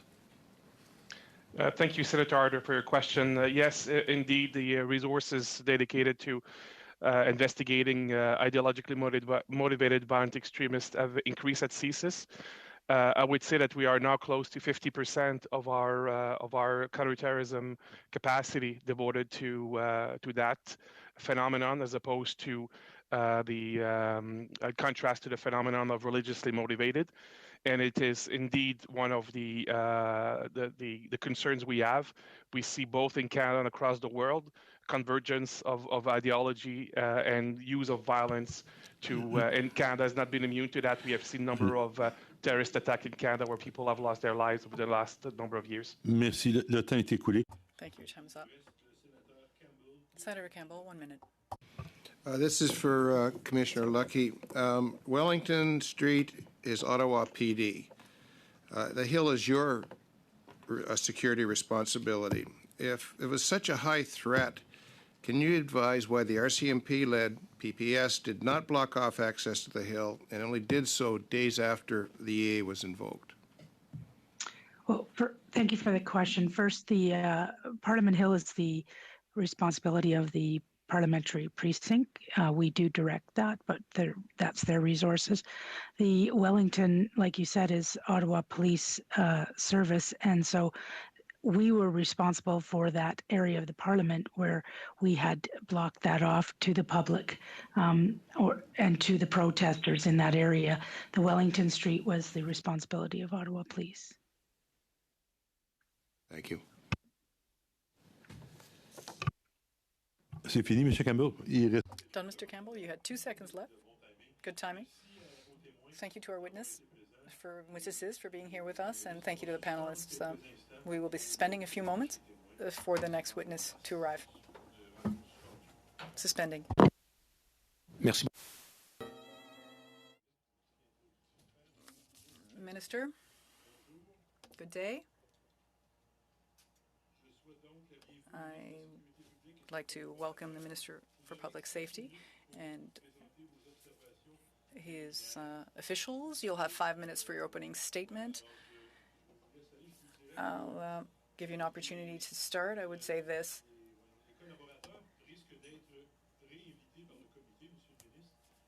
Your officials may be reinvited by the committee, Minister, so I would urge you to answer the questions that are asked of you yourself. Of course, if you need support, you, of course, can turn to them. Of course, we would prefer to use up the entire hour and a half that you're making available to us with you. Thank you. And I'm giving you the floor for 5 minutes for your introductory statement. Thank you, Mr. Chairman. Thank you to the committee. I'm very pleased to be here this evening with you. Of course, to discuss the emergency measures that was used for the first time in the history of our country. Along with me, I have my Deputy Minister, François Daigle, as well as Samantha Maisland-Dixon, Jennifer Dixon, and Heather Watts from the Department of Justice. They will be here to support me, as you've just said, on any technical questions, if need be. I'm quite pleased to be here with you in these traditional territories of the Anishinaabe Algonquin people. February 14th, our government invoked the Emergencies Act, declaring a public order emergency pursuant to Part 2 of the Act. This was not a decision we took lightly, far from it. Cependant, However, after consulting with leaders across the country, including the premiers of all provinces and territories, it became clear that the situation had exceeded their ability and authority to respond, and that other tools were required to protect the safety of Canada, of Canadians. From the outset, our government was very clear that the Emergencies Act was to be used only as long as it was deemed absolutely necessary, and that is why we have closely monitored and evaluated the situation to ensure that the measures taken remained required, reasonable, and proportionate. Thanks to the work of law enforcement agencies across the country, we were quickly able to announce on February 23rd that the situation was sufficiently under control so that we were able to repeal the declaration of the state of emergency and withdraw the measures that had been put in place as a result. The measures that were implemented were specifically tailored to meet the particular situation. The measures provided authorities with the additional tools they needed to deal with the emergency. These tools also deterred other illegal activities. Summarize these specific and temporary measures. We temporarily prohibited participation in a public assembly that could reasonably be expected to lead to a breach of the peace and went beyond lawful protest. Police were temporarily able to secure places designated as protected, including Parliament Hill, critical infrastructure like airports, hospitals, and international border crossings. Police were temporarily given the ability to compel individuals and companies to provide the essential goods and services needed for removal, towing, and storage of any vehicles, equipment, structure, or other object that was a part of this blockade with reasonable compensation. Police were also able to temporarily refuse people traveling to the illegal protest with the intention of participating. In addition, there were these measures to temporarily prohibit bringing a minor to participate in such an assembly or entering Canada with the intent to participate in such an assembly, and to temporarily prohibit supporting an illegal assembly and giving the police the authority to enforce the prohibition by, for example, turning away people who were bringing in food, blankets, shelter materials to an area of an unlawful assembly. All of these temporary measures ended when we revoked the declaration of a public order emergency on February 23rd, 2022. They were in force for 9 days. Je prends au sérieux. As Minister of Justice, I take seriously my responsibility to ensure that all government action is consistent with the Constitution, including the Charter of Rights and Freedoms. This includes all measures taken under the Emergencies Act. The Act itself provides that all temporary measures taken under the Act are consistent with the Charter, the Canadian Bill of Rights, and the International Covenant on Civil and Political Rights. This point is worth emphasizing because I think there's been some confusion. The measures employed under the Emergency Measures Act were reviewed for any inconsistency with the Charter. The government's position is that the measures taken are consistent with the Charter. Individual rights and freedoms were not suspended. The Charter continued to protect the rights and freedoms as the government had taken necessary, lawful, and proportionate measures to deal with illegal demonstrations and blockades. We'll always protect and defend the rights of Canadians to peaceful assembly and to express their views freely. But the blockades and occupation of downtown Ottawa were not peaceful assembly. The protests and blockades that we witnessed in February were illegal, intimidating, harassing, and a threat to Canada's security. Monsieur le ministre, le temps est écoulé. Minister, your time is up. I'm not sure if you can conclude in 2 seconds. Je peux prendre vos questions, donc. I can take your questions. Thank you, Minister. First round of questions. Mr. Motz, you have 5 minutes. Ah, pardon, Monsieur. Rather, Mr. Brock, 5 minutes. Thank you, Mr. Chair, and good evening, Minister Lametti. Pleasure to have you present today. Thank you for that. I'm going to start off by looking at some of the earlier events that took place before the invocation of the Act.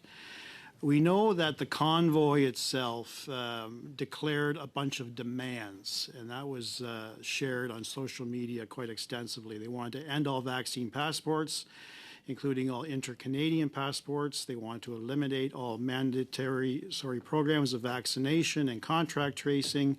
They wanted rights of those who are vaccine-free to be respected. They wanted divisive rhetoric attacking Canadians who disagree with government mandates to stop at once, and to end all censorship of those with opinions contrary to the government.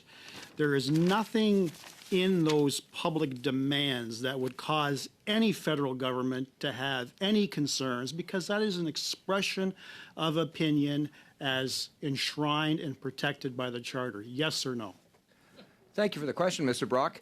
Indeed, there are statements that are protected by the Charter. What we're looking at here, though, were the actions that were taken, and that's what we focused on. About actions, Minister? Well, no, we can't distinguish the two. Minister, you can distinguish that. I gave you a set of principles that the convoy protest indicated in their social media. My question is pointed, yes or no. What I repeated to you is constitutionally protected under the Charter, yes or no. If they had stuck to those principles, we wouldn't be here. I'm not asking that. Is it a yes or a no, sir? They are constitutionally protected principles, but the actions were not. Thank you. Now let's talk about the Memorandum of Understanding, or the manifesto. Is it your opinion today, as shared by the Prime Minister, as shared by other senior minister officials, that the manifesto itself called out for a violent overthrow of the Canadian government? Is that your understanding? The manifesto itself was one indicator of the reasons that we took into consideration as we have tabled in the House of Commons. It was one factor that indicated amongst many other factors, including many actions, that forced us to take the measure. And I'm not talking about other factors. I'm talking about the manifesto. You can't distinguish them, Mr. Brock. I can, because it's my question to you, Minister. The question is very simple. The manifesto itself, did you interpret that as a violent overthrow of the Canadian government? I read the manifesto for the words that it contained, and as we did across the government, it was a factor that we considered amongst many other factors and many other actions. I'll ask the question again, Minister. Whether or Did not you to declare the interpret that Emergencies as Act. a violent overthrow of the Canadian government? Could the minister be allowed to answer the question? He's not answering the question. That's the problem. On va suspendre le temps, M. Brock. Je vais juste You'll suspend your time. Mr. Varani, you had a point of order? Mrs. be allowed to answer the question. Thank you. Alors, Yes, Mr. Brock must allow the minister time to respond. I don't think he's preventing him from doing so, but I think he's trying to limit the answer. I'll allow Mr. Brock an opportunity to continue. Mr. Brock, you have 2 minutes left. Minister, you may not like the question, you may not like the premise of the question, but the question is, did you interpret, you as the head legal representative of the country of Canada, did you interpret that manifesto? And I'll repeat, the manifesto was to meet with the Governor General, then to meet with senators, and then to form a Canadian citizen group, then to take over the government. Did you view that as a violent insurrection against the Canadian government? Yes or no? I took the manifesto for what it was, and I gave it the weight that it deserved. Did you view that as a violent attempt to overthrow the Canadian government? For the fourth time now, Minister, will you answer the question? It's a silly question. I took the manifesto for what it was, Right. and I gave it the weight that it deserved. And the manifesto itself was silly, wasn't it? No, I was referring to your question with all due respect.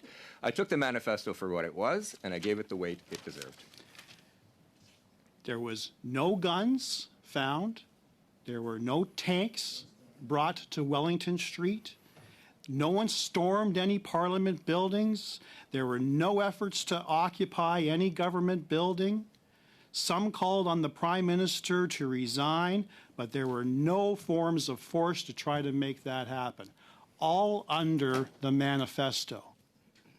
Mr. Brock, there were guns found in Coutts, Alberta. I'm not talking about Coutts. I'm talking about downtown Ottawa. You have heard from other police officials that there were other threats across the Minister, country. I'm talking about downtown Ottawa. I'm not talking about Canada, Coutts. sir. I'm talking about downtown Ottawa. That's my talking about question. Canada. I'm And- talking about the Freedom Convoy here in the nation's capital, Ottawa. I'm the Minister of Justice for the whole country. I'm aware We of took that. we took into consideration facts across the whole country. You have heard some of them. You have seen some of them published in our documents Le that temps est we écoulé. tabled in the House. Time's up. Thank you, Minister. Thank you, Mr. Brock. Mr. Virani, 5 minutes. Minister, you didn't have a chance to finish your response. We talked about statements were made, but actions were taken by people on the ground. What caused you, in terms of the actions taken by the people on the ground here in Ottawa, to consider it an unlawful act of dissent or unlawful protest? Well, legal protest doesn't infringe on the rights of the people. Freedom of expression doesn't trench upon the rights of other people. This was well beyond freedom of expression. It was impeding the citizens of Ottawa from living their lives. It was impeding, as you heard from Minister Mendicino, businesses in Ottawa from going about their daily affairs. People were being harassed on the street, and it was basically slowing down the functioning of the city of Ottawa. That is well beyond, Mr. Virani, that was well beyond the limits of free speech. No right is unlimited.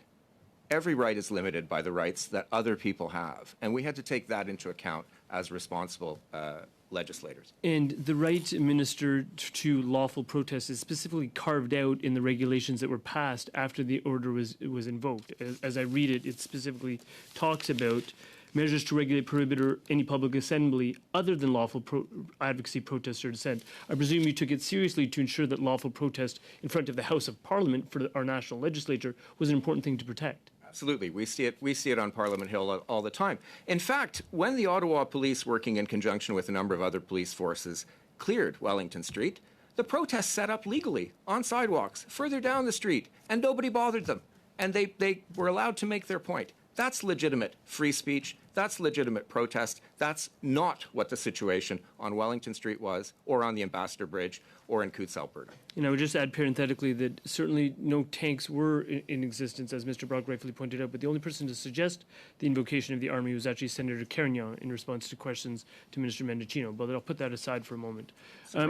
Minister Lametti, when you're talking about charter compliance, when you talk about charter compliance, the hallmark of charter compliance is always proportionality. Looking at ensuring government action is minimally restrictive, it's targeted, it lasts no longer than necessary. Can you explain to the committee what steps were taken to ensure that the powers that were invoked were proportionate, and what informed the government's decision to revoke the declaration after a period of only 9 days? Thank you, Mr. Virani. That's an excellent question. In general, every single measure we took had a specific goal in mind in terms of what we wanted to attain.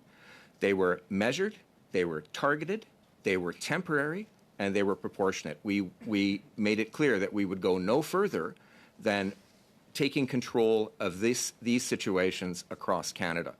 As soon as we didn't need the provisions anymore, we monitored the situation every single day, and many times during every single day. As soon as those provisions were no longer needed, we revoked the Act. And the rights of Canadians, to the extent that they had been minimally impaired by these provisions, were now fully restored. We also made sure that we didn't impinge on other free speech rights, for example, other rights of assembly, for example, and other protests were happening across Canada in a legitimate way. And what, in your view, there's obviously a legal test. You're the Chief Law Officer of the Crown, so I think it's incumbent upon me to ask you this. Section 3 of the Act defines what is a national emergency. Section 16 and 17 talk about what is a public order emergency. What, in your view, caused you to believe that the legal test was met under the statute for invoking a declaration of emergency? Well, as we set out in the various documents that we tabled, we felt it was a national emergency under Section 3A of the Act because it seriously endangered Canadians and the safety and security of Canadians, exceeding the capacity of other authorities, the provinces in particular, to take care of it. And with respect to Section 3A of the Act, we needed measures. It was a situation of an urgent and critical nature, again, seriously endangering, exceeding capacity, and couldn't be dealt with under any other law. The the context of the situation across Canada was such that we gave the police authorities additional powers to deal with the situation, to smooth over differences in jurisdiction, and to act to solve this threat. So it's always contextual, but it was clear to us that something needed to be done that was beyond the capacity of any one or a number of jurisdictions with the laws that they had. And the proof was in the pudding. It worked. Thank you, Minister. And with respect... Le temps est écoulé, monsieur. Your time is up, Mr. Ronnie. I guess the minister knew. Mr. Green, I'll have the floor, so perhaps you can preside. Manus, the floor is yours. Monsieur le ministre. Minister, thank you.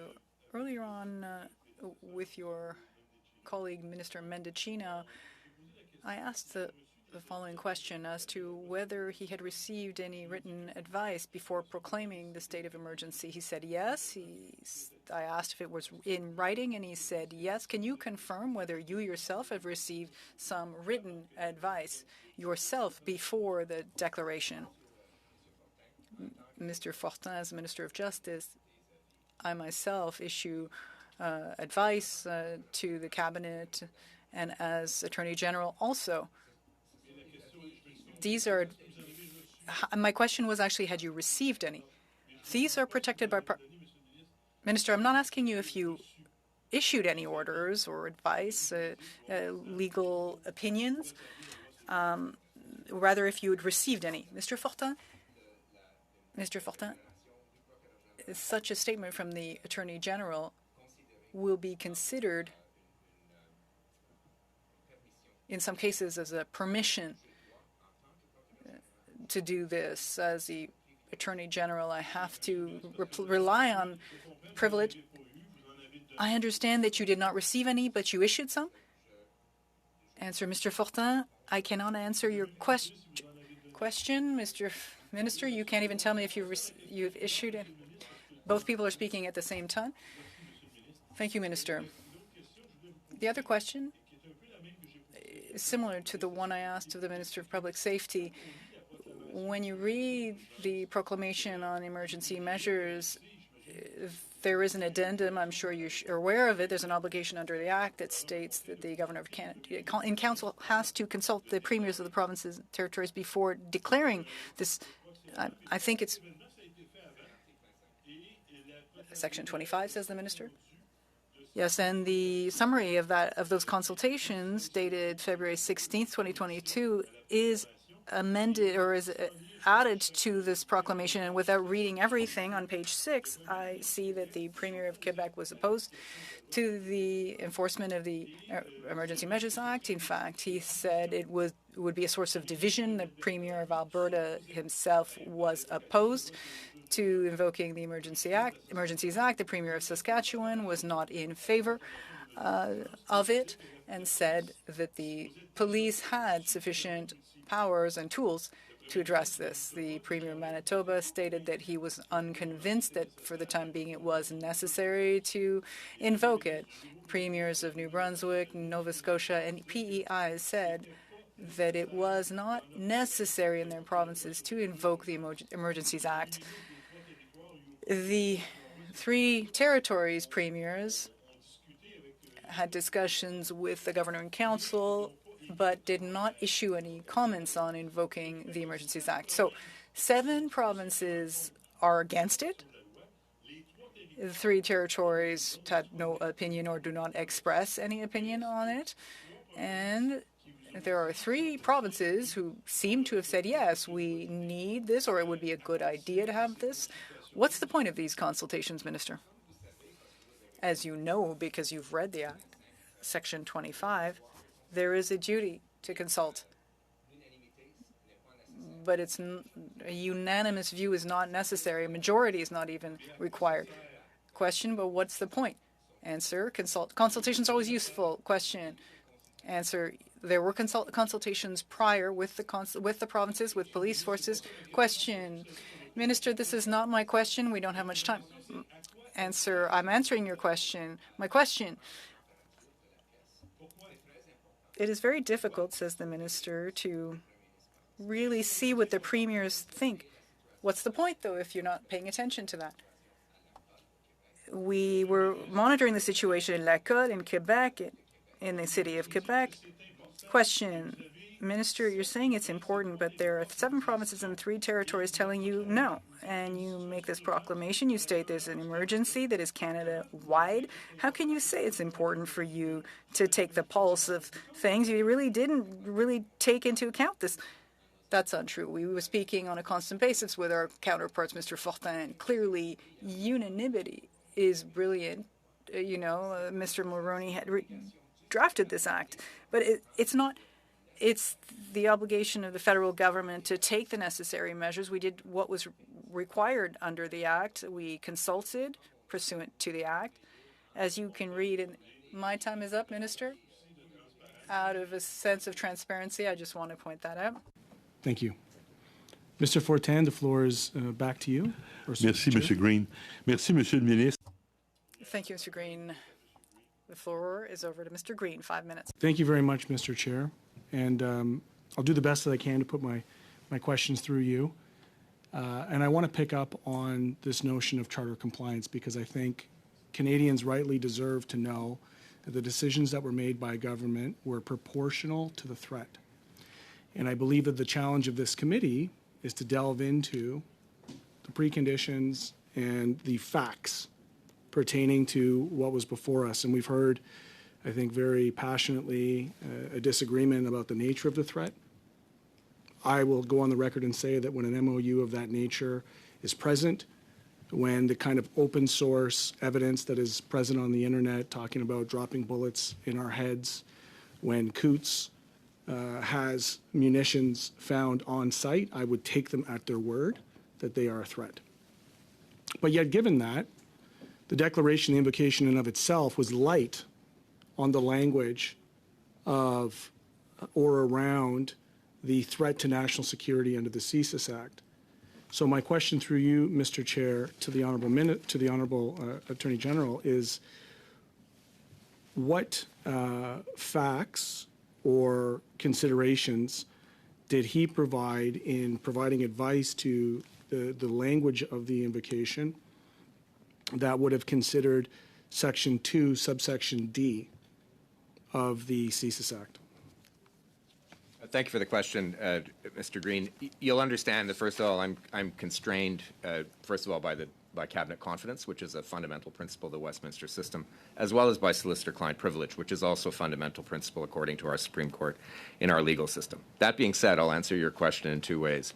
First of all, the document that we tabled goes through the nature of the various threats across the country, including some of the threats that you very rightly identified in the way that you framed your question, and these we felt met the question of serious threats to persons under the definition, under the CSIS Act definition, and primarily that.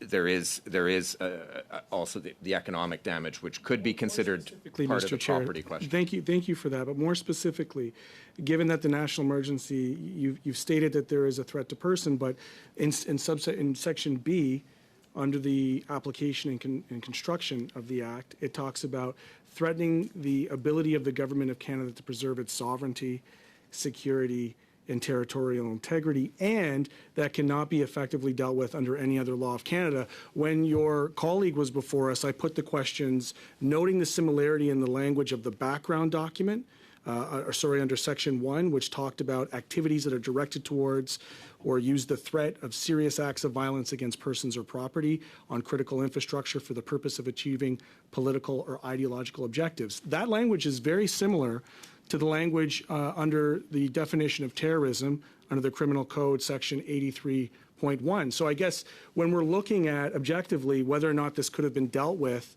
using any other laws in Canada, given the close nature in which you've identified ideologically motivated extremists, the infiltration of our security members, past and present, including the police, Joint Task Force 2, and the military, why was it not considered to use the definition of terrorism, given the weapons that were found in Coots and the MOU? Thank you for that question. It's a good question. It's a complex question. Please let me answer it. Going down the road, the criminal code is a complex instrument. Each offense under the criminal code has its own mens rea component, has its own actus reus component. So a mental element and an active element, if you will. It doesn't help us to go down that road because they might carry with it, in order to be applied, they might carry with it other obligations on the part of police officers or whatever. Is it through you, Mr. Chair, is it through you then the case that it was easier to invoke the Emergencies Act than it was to apply the strict high threshold of evidence under that language that seems to go between both definitions? The Emergencies Act is I think, a well-crafted act. Again, it was brought in by the Mulroney government as a remedy to the old War Measures Act.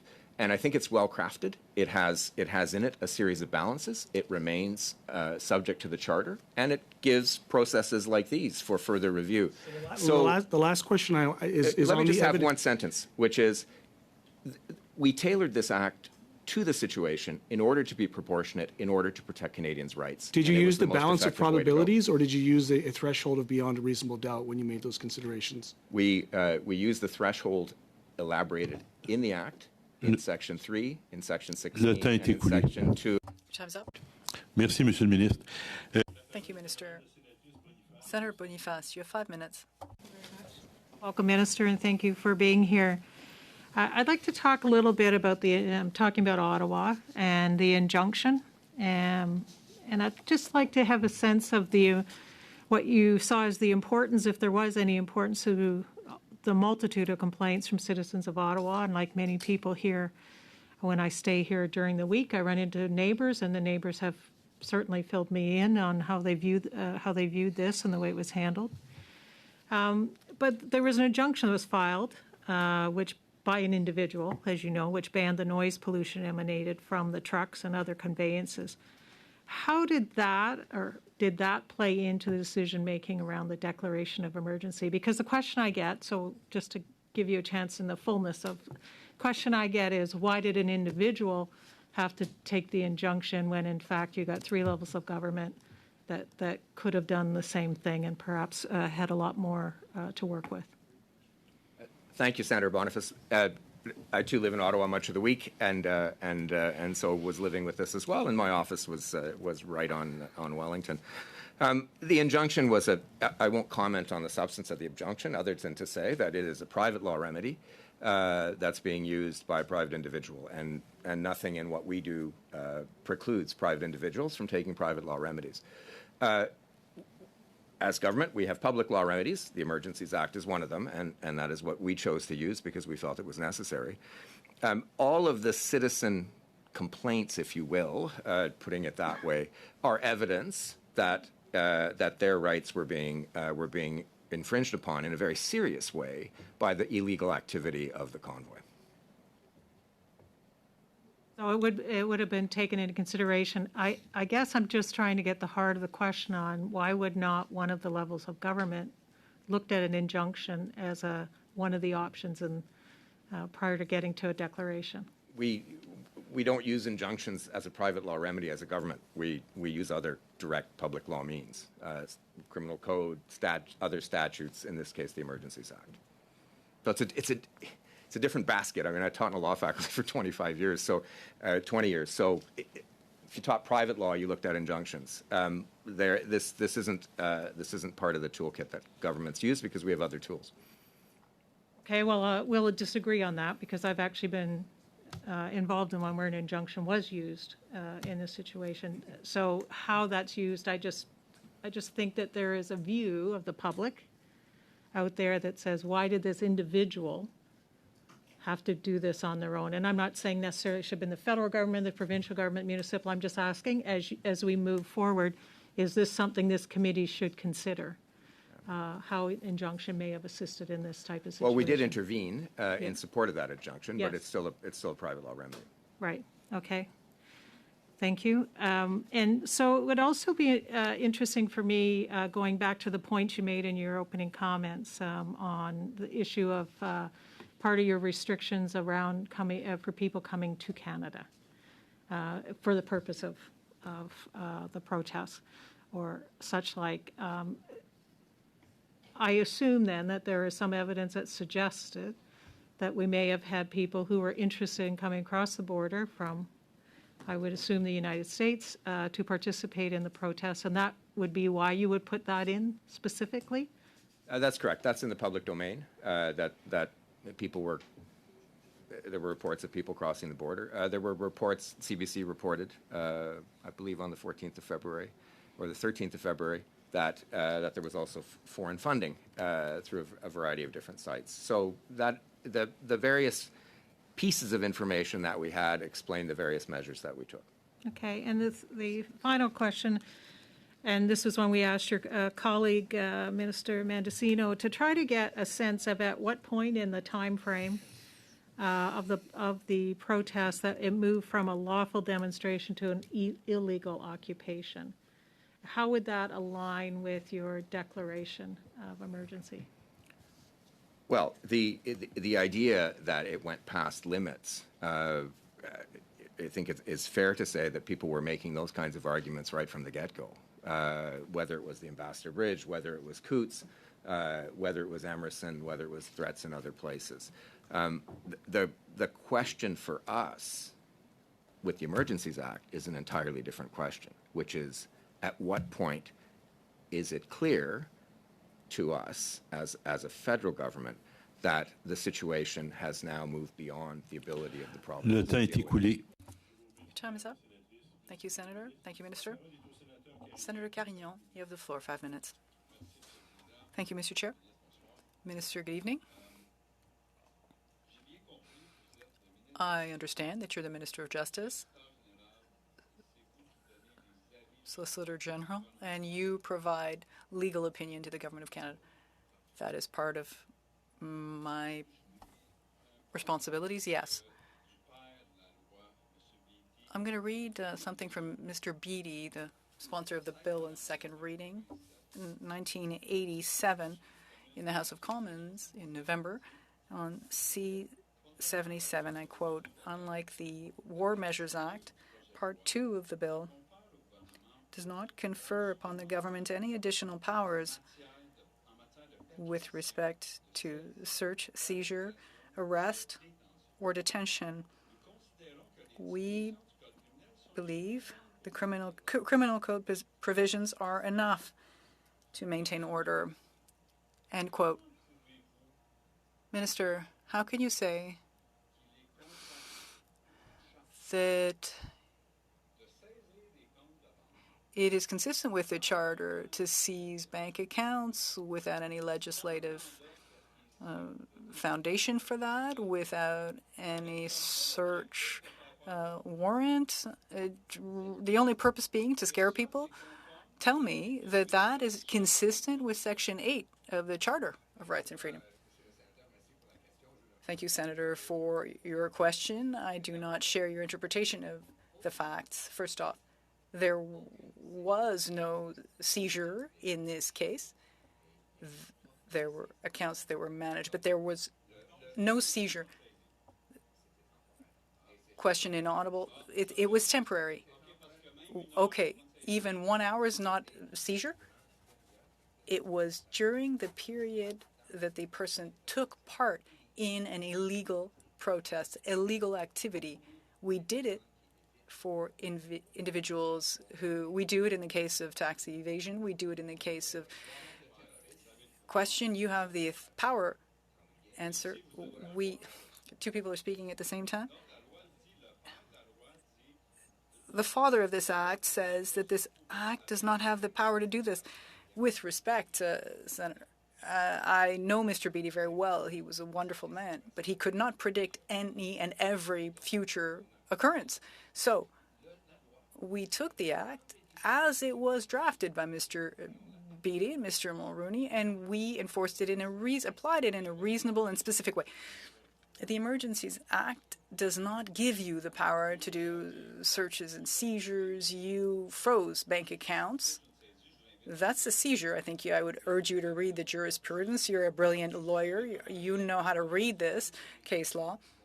I'm certain that the courts will find that we are right. Well, if the government of Canada were to consult me as a lawyer and said, I have a lawyer who tells me that to seize a bank account, freezing a bank account with no warrant, with no legislative authority to do so, that is consistent with the Charter, I would say you better change lawyers. I would say me too if you were to provide that answer. We had legislation. We had an act. We had powers under the act. There were no seizures. There were specific measures that were temporary. What was your purpose by freezing these bank accounts? To cut the funding of this. Actually, so you wanted to cut you understand, Senator, it was to cut the source of funding for these illegal protests. Senators, do you believe... Two people are speaking at the same time. Do you think tax evasion is illegal? Because we take the same measures for that.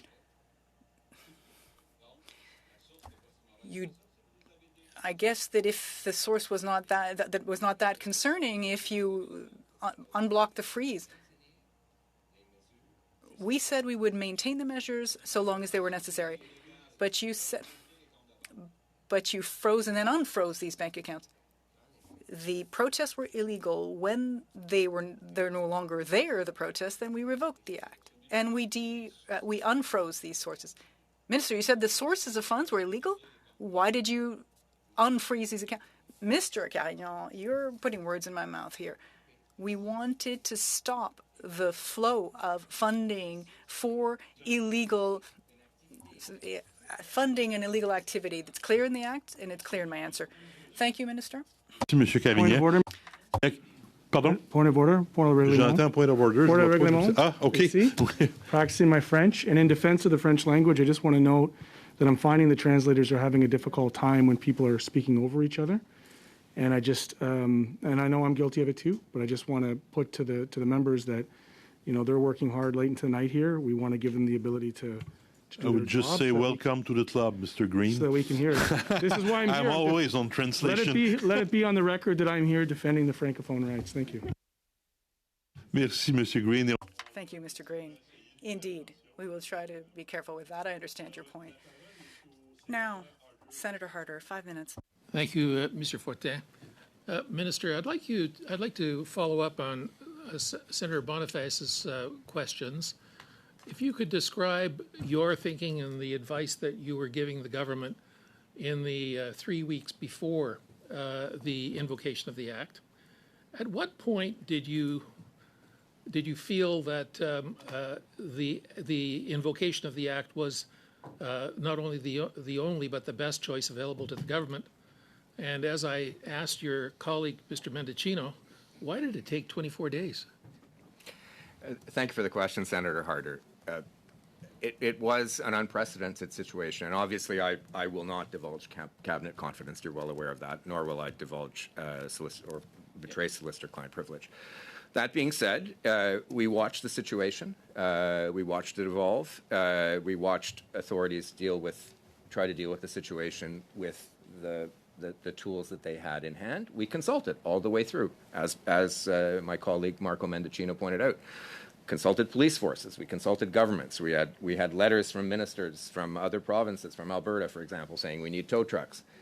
We can't handle this. So we were taking all of this in. We invoked the Emergencies Act when it became clear to us that, first of all, the situation was national in scope, that we had met the threshold definitions under the Act, and that the provinces or other local authorities were not capable of handling it on their own. Thank you. Earlier in your testimony, you enumerated the powers that the Emergency Act provided. Can you inform us as to from whom the pieces of consultation derived from with respect to those enumerated powers? I presume that they weren't just in the Department of Justice or even in the federal government. What level of consultation were there with other jurisdictions that you are aware of? There was continual consultation with other jurisdictions and other police forces, both directly to people around the table, but also through Commissioner Lucki and other officials. So there was continual, and so the ideas that came up were specific tools that were identified. We needed tow trucks. There was simply a resistance amongst tow truck operators to participate. When the act came into force, magically they appeared. Same thing with respect to financing. We saw that there was a need to try to attack the sources of financing of this illegal activity. And so the financing measures came into place. In those consultations, did you consult with provincial attorneys general? There were, we did have a consultation report. There were, again, I'm not going to betray cabinet confidences. But in particular, as you see from the report, the Minister of Public Safety and the Minister of Emergency Preparedness were probably the two that were out with doing the most consultations. Yes. Final question. In your statement, you said, quote, we monitored every day. The we, I'd like you to describe who the we is, because I would presume that it's not just ministers of the Government of Canada. Well, you will see in the report that we tabled in Parliament that there was an incident response group that included ministers, but also included the Commissioner of the RCMP. It also included public safety, public security, and national security officials. And when the invocation was revoked, my understanding is that that was done immediately after the advice was received by the government from that response team. Is that correct? I'm not going to betray cabinet confidence, but we have said publicly, I have said this evening, my colleague has said this evening that we would not leave it in place a minute longer than necessary. 2 minutes, maybe. But you can draw your own conclusions. Thank you. Merci, Monsieur. Thank you, Senator Harder. Senator Campbell, you have 5 minutes. Thank you, Chair, and thank you for coming today. There are now 2 government bodies looking into the Emergency Act. There's this body and there's an inquiry that has been announced. My question is, how does this committee affect the recently announced Emergency Act inquiry? How do they come together or not come together? Thank you for the question, Senator. It's a good one. Both of these institutions are envisaged in the Act itself. So both the Parliamentary Committee as well as the independent inquiry. It's not a government inquiry. It is an inquiry under the Inquiries Act, and it is completely independent. The Commission's mandate, and I'll read it, the circumstances that look into the circumstances that led to the declaration being issued, etc., extending to the extent relevant circumstances and measures are taken, the evolution goals, the whole context, including role of domestic foreign funding, crowdsourcing, etc. It's a very, very wide mandate that the independent inquiry has. My understanding is that the Parliamentary Review Committee is meant to review what we did as a government with respect to the invocation of the Emergencies Act. There will necessarily be some overlap, but I believe, at least the way I read the mandates in the Act, the independent inquiry is probably wider, and he probably has, under the Inquiries Act, additional powers as well. Do you see them as complementary or oppositional? Very much complementary. I take that in the spirit of the Act that Mr. Mulroney and Mr. Beattie passed. I think they both have a relevant role. It's why I'm here, frankly, enthusiastically. I don't necessarily agree with all of the questions that are asked or the framing, but I'm here because we have a duty to report. And when we deliberated, we knew that we had a duty to report, and we took that seriously in our deliberations to invoke the Act. Thank you very much, Chair. Merci, Monsieur. Thank you, Mr. Campbell. Now we're on to the second round of questions. The questions go to Mr. Brock, correct? Or Mr. Motz? Mr. Motz, 4 minutes. Thank you very much, Chair, and thank you, Minister, for being here. You know, you had just finished talking about the duty that you have, and I think I would be remiss not to remind that we all have a duty, including yourself, sir, to be fully transparent and accountable to the Canadian public, and that's one of the reasons why we're having this review as well as the inquiry, I would suggest. And so, you know, I think it's important that Canadians can trust that when we ask for information, that information can be made available. I know it's easy to hide behind cabinet confidence, but that doesn't give Canadian public confidence, and it really doesn't. They have to have reason to trust this government, and they have to have reason to trust this committee that we have full access to the information that the government relied upon to make those decisions. And it's fair that we do. And I would ask that you undertake to provide the analysis and the information that you were made aware of, that you relied upon to be part of making the invocation for this particular Emergencies Act, sir. Thank you, Mr. Motz. I understand the sentiment behind the question, and I certainly share the goal of transparency. I think Canadians will understand that cabinet confidence is a critical part of our cabinet governance system. The ability for members around the cabinet table to be able to express their opinions freely, particularly when they disagree, particularly when they have to leave that room and all give a common answer, which they may not have disagreed with, which they may not have agreed with privately. That's a critical part of our system, and so the waiving of cabinet confidence is extremely rare. We have, and the same is true for solicitor-client privilege, we have given a detailed map in the documents that we have tabled. We have tabled our consultation report. We have tabled the reasons for which we invoked the Act, and we feel we've met the Act. So we've effectively given the conclusions fair enough. of the discussions. Okay, thank you. I appreciate the position you've taken. I think we have to also recognize the supremacy of Parliament, and that was something that I'm sure will come forward in the future. But based on your testimony tonight, sir, I think it appears as if on a comment you made, I believe, to Senator Boniface, that you went straight to the Emergencies Act, contrary to Section 3 of the Emergencies Act, that requires the situation that cannot be properly handled, effectively handled under any other law in Canada. And I would suggest that there is many sections in the Criminal Code, too numerous to mention in my limited time, and certainly provincial statutes and municipal bylaws could even have been employed, and they were not fully or properly utilized in this situation, and that's what may have prompted you to do that. And I want to get to a question that Mr. Green asked about the charter. Now, many Canadians believe that the order in council by this particular in this particular situation raised serious concerns with respect to charter rights. Section 2 guarantees freedom of association and assembly. Section 7, the right to liberty and freedom and security of the person. Section 8 guarantees protection against unreasonable search and seizure.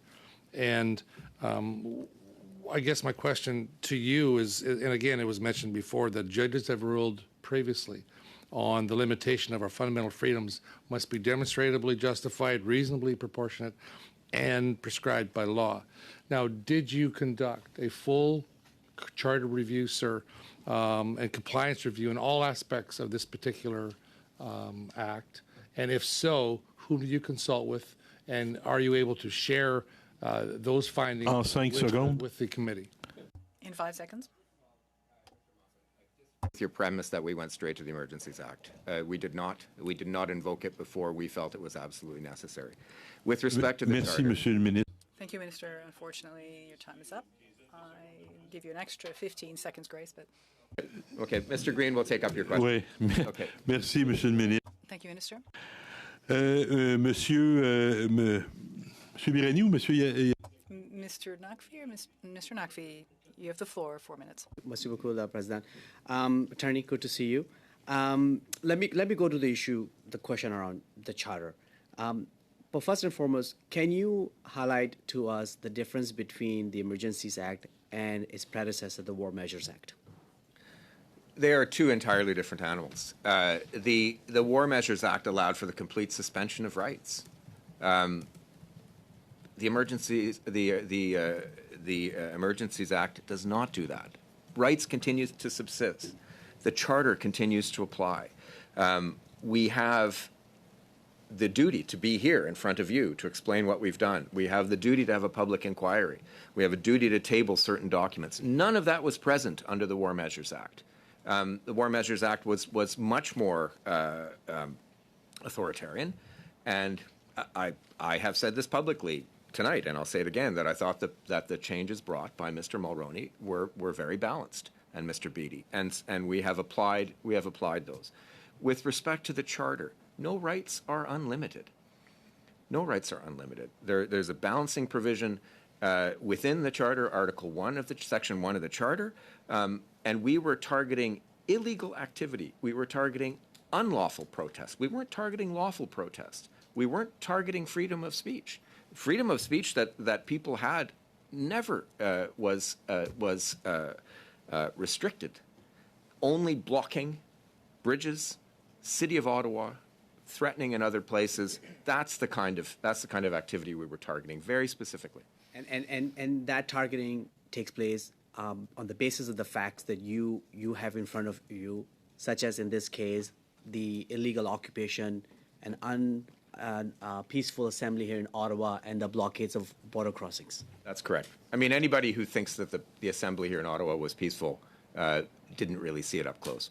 I want to very quickly check with you. There was a line of questioning to you, I think, from Senator Carignan around the power to seize frozen bank accounts. That power comes straight from the Emergencies Act under Section 19(1), where it says you can have regulations prohibiting the use of specified property. That's correct. That's where you derived that authority? We didn't actually seize property. This is the distinction where I disagreed with the interpretation of Senator Carignan. We temporarily froze for as long as the illegal activity which those funds were supporting, directly or indirectly, was maintained. As soon as the activity ended, the accounts were unfrozen, and we did not keep any property. We did not seize any property at any time. Time limited and proportional was the test that you used. That is correct. Only meant to impede the support of illegal activity. Minister Mendicino said in his opening remarks that the government was reluctant to invoke and eager to revoke the emergency order. Do you agree with that sentiment? Very much so. I mean, when you get appointed Minister of Justice and Attorney General, you don't think you're going to be the first Minister of Justice and Attorney General to invoke the Emergencies Act. So believe me, you hesitate. You are careful. You make sure that it is it's a last resort. And you make sure that it is, well, it's the second last resort. The last resort is the Army. And I was as shocked as others were to hear that Senator Carignan wanted to bring in the Army. But we did not want to bring in the Army. And I am proud that we did not bring in the Army. And I am proud that we resolved this situation without injury, that we resolved it peacefully. And I'm very, very proud of that. Thank you, Attorney. Merci, Monsieur Neg. Thank you, Mr. Nakvi. Thank you, Minister. Mr. Green, it will be my turn again. I'll ask you to chair the meeting. The floor is yours. Merci. Thank you, Minister. I'm hearing your testimony, and I also find that the situation was deplorable. What happened on the Hill? What was happening on the Hill was it just made no sense. What happened on Wellington Street specifically? But I'm having a hard time understanding how the situation was allowed to degenerate to that extent. If someone had told me a year ago that you could basically set up barbecues and jacuzzis and park your truck on Wellington Street, I would have said that's ridiculous, that's impossible, but that's exactly what happened. When I hear that the Emergencies Act had to be invoked, I'm concerned. Are you of the view that we're in the same situation as before, that essentially if someone were to show up over the weekend and decided to blockade, set up a blockade on Wellington or elsewhere in Ottawa or on Parliament Hill, we would still be at the mercy of this, and then we would again have to invoke the Emergencies Act? Or could measures be taken based on current legislation, whether it's the Criminal Code, the Highway Traffic Act, or something else? That's a good question, Mr. Fortin. I'm not going to presume what police forces would do. They have tools at their disposal. We provided with the Act further tools if there were to be situations in the future or tools in the criminal code tools and other legal instruments would not be useful, then we would have to reconsider the Emergency Act. Question. But the right to tow vehicles is in the Highway Traffic Act. You know this as well as I do, better than me, actually. The powers that police officers have, arresting people who are causing a disturbance and the rest. How can you state that you needed further additional powers? To me, it seems that everything that was done really could have been done with the tools available. In speaking to police forces throughout Canada, speaking to our colleagues throughout Canada, we found ourselves in a situation where the facts were that tow trucks were not available. We took the measures that were required. In all of Canada, there were no tow trucks available to come to Parliament Hill. You're concerned. I'm even more concerned. You heard Madam Lucki and others say that the announcement of the emergency measures, the Emergencies Act, was a positive on the street. Sure, it was positive, but couldn't we have solved this problem without? On a réglé la situation. The situation was solved. I hope it will not be necessary in the future. Minister. Thank you, Minister.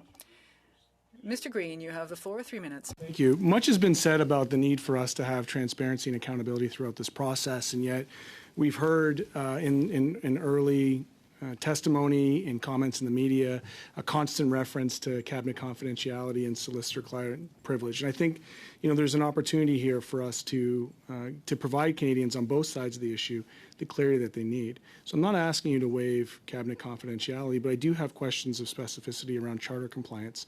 Within the Department of Justice, through you, Mr. Chair, to the Attorney General, would you have staff dedicated to charter breach analysis? Yes. Okay, so on what factual basis for each of the objective elements that was considered, the 6 types of temporary measures that you invoked, on what factual basis for each of these objective elements was considered to show that the charter breaches were saved under Section 1? Look, I can't go into detail. Why? Because that's solicitor-client privilege. So through you, Mr. Chair, will it not be the case that there, in a high likelihood, given the Canadian Civil Liberties Association's impending legal action, will there be a scenario in that legal action where you may be compelled to testify on providing Canadians with answers on the factual basis? And we've heard this from the Liberal side time and time again, that these decisions were made on the basis of facts. This committee is an important committee. Will you, in this moment, provide us with clarity on the factual basis for which the objective elements were met on the 6 temporary measures? I have given, and I have given what are in effect the conclusions that we have reached as a result of the charter analyses that we did in each case. With respect to litigation upcoming, I'm glad you raised that, because that's sadly another form of privilege, which is litigation privilege. We will make arguments in court. The Attorney General will make arguments in court in those cases. I think we will prevail in those cases, but you will see those arguments when we make them. I will not impede our arguments by giving those arguments Well, now. perhaps not impeding the arguments, but you're certainly impeding the process through which we can get clarity. There's an opportunity amongst us right now, within this committee, whether it's at this meeting or the next, to just be honest with Canadians about the evidence and the facts pertaining to the measures that you chose, right? And I think what's frustrating in this process is that I'm of the opinion that, and I supported this, that much was missed in the analysis in terms of the threat of national security under subsection D of the CSIS Act. I take them at their word. And also, quite frankly, the ability of the government to communicate clearly to Canadians about what the actual facts were. So, you know, there's going to be lots of debates around this table, Mr. Chair, in these upcoming weeks and months. And there's going to be motions to provide, you know, information. We're sworn in this special committee. And I would just put to the minister in close that he consider, given what's at stake here, to be more cooperative with this committee and forthcoming on the facts. Merci, Mr. Green. Thank you, Mr. Green. I'd like to answer the question briefly. You have 5 seconds, Mr. As Attorney General, I also have a duty to protect solicitor-client privilege, which enables Canadians, not just in government, but Canadians across Canada, to get good, honest legal advice, even when it's not what they want to hear. And that's a virtue as well. Obviously, I will continue to work with you to build that trust. I'll continue to work with Canadians to build that trust. But Canadians, I think, will understand that as Attorney General, I have to protect that privilege. Merci, Monsieur le Ministre. Thank you, Minister. Mr. Carignan, you have 3 minutes. Thank you, Mr. Chairman. Minister, I would like to keep going with the questions, the line of questioning from earlier. We were talking about the sources of financing. When you seized the bank accounts, it wasn't because the money was coming from illegal sources. Your purpose was to prevent people using their money to pay for their trucks or use their debit card to buy food or gas on Wellington Street. Mr. Carignan, as I said, we did not seize anything. You can say that if you want to, but that's not the case. We wanted to prevent there being support for illegal activity, directly or indirectly, either through a truck or through financial means. These are things that we do elsewhere to combat terrorism, to fight tax evasion. These are known tools under our legislation, and we applied them in these circumstances, and it worked. Yeah, sure, it worked. It worked. Look, you can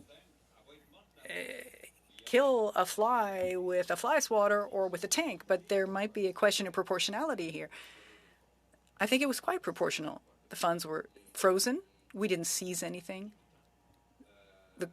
This property would... Yes, but you said people could not take money out of the bank, and at no point when the money wasn't... I said when illegal activity stopped, then these accounts were unfrozen. And you think that's complied with this complies with the charter? It's targeted, it's measured. This is something that we employ elsewhere with legislation that authorized it. There was legislation here that authorized it, the Emergencies Act. You interpret the act as saying it authorizes search and seizure. Okay, we must not be reading the same act. There's no seizure. As two people speaking at the same time. Aside from cutting people's sources of revenue, aside from the fact that the Emergencies Act allowed you to find tow trucks, you were unable to find them. So you were able to find these tow trucks. What other additional powers did you get thanks to the Emergencies Act? First of all, we designated spaces like bridges, critical infrastructure, Parliament, to prevent illegal activity and protests there from happening. And that is a question Senator Boniface was asking. Your time is up, says the chair. We did not take away police powers, but we facilitated the RCMP's activities in police operation. Thank you, Minister. Senator Boniface, you have 3 minutes. Thank you very much. And Minister, thank you for clarifying on the injunction, because I think it's a question that many people asked on. So I just wanted to loop back to it. I think it's better understood, both by me and by the members of the public who may be watching. With respect to the tow trucks, because this question has come up, and I know it's not, Minister Mendicino would have been him, but we are not talking about one tow truck to tow one truck. We had, I don't know the exact number, but I know I read somewhere 60 to 70 trucks in there that at some point. And specialized trucks and drivers. And specialized trucks, which means specialized tow trucks. I just want to be clear because I don't want it to perceive that it was on a whim by the request from the police with respect to that. And I'm assuming the request came from the police. The second point I wanted to ask you on is when you look at the Act now, drafted in 1988, do you see that successive governments, have missed an opportunity to review the Act in a way that would make it less of a blunt instrument, or that there should have been changes done within the intervening years? Can you ask me that in another couple of years? And no, and I mean that. I do hope that the work that you do, I do hope that the work that the independent inquiry will accomplish will help push us towards a reform of the law. To be honest, I'm still too much in the middle of it. I may have some opinions. I'm not ready to share them yet. I would like to see the fullness of the report come out. But I do believe, I think that we do have an obligation as legislators to continue to tweak and to reform wholesale if that's what we have to do. The Mulroney reform was wholesale, and it was a good reform, right, from the Old War Measures Act to this. There may be tweaking here that needs to be done. I'd rather not comment now. That's for the future, but I think it's a very, very good question you're asking. Okay, thank you. And because I'm hoping, because I know the province of Ontario is moving with some legislative change for theirs, and I'm hoping at some point somebody's going to look at the relationship between a provincial order of emergency and this act and determine whether or not we have gaps in between that are left open to interpretation. And I think the more we clarify, the better. The final thing I wanted to mention was, and ask the question around, would you be agreeable to, the Canadian Police Association has been visiting various people and suggesting there needs to be a national summit that would bring together key stakeholders to talk about how protests should be policed and how those resources are accessed and how that should become. I would think that the federal government would find themselves in a position to be a good convener of this, given the levels of... Votre temps est écoulé, Madame. Your time is up, Senator. Just briefly, Monsieur le Président, brièvement. 5 secondes. I think, I don't want to speak for my colleagues Mendicino and Blair, but I think we would be amenable to that. Merci, Monsieur le Ministre. Thank you, Minister. Thank you, Senator. We have 15 minutes left. Again, I would propose that we do what we did in the first part of the meeting with the Minister for Public Safety. In other words, each speaker in the first round would get 1 minute. Does that work? Any objections? Yes, a minute is not much.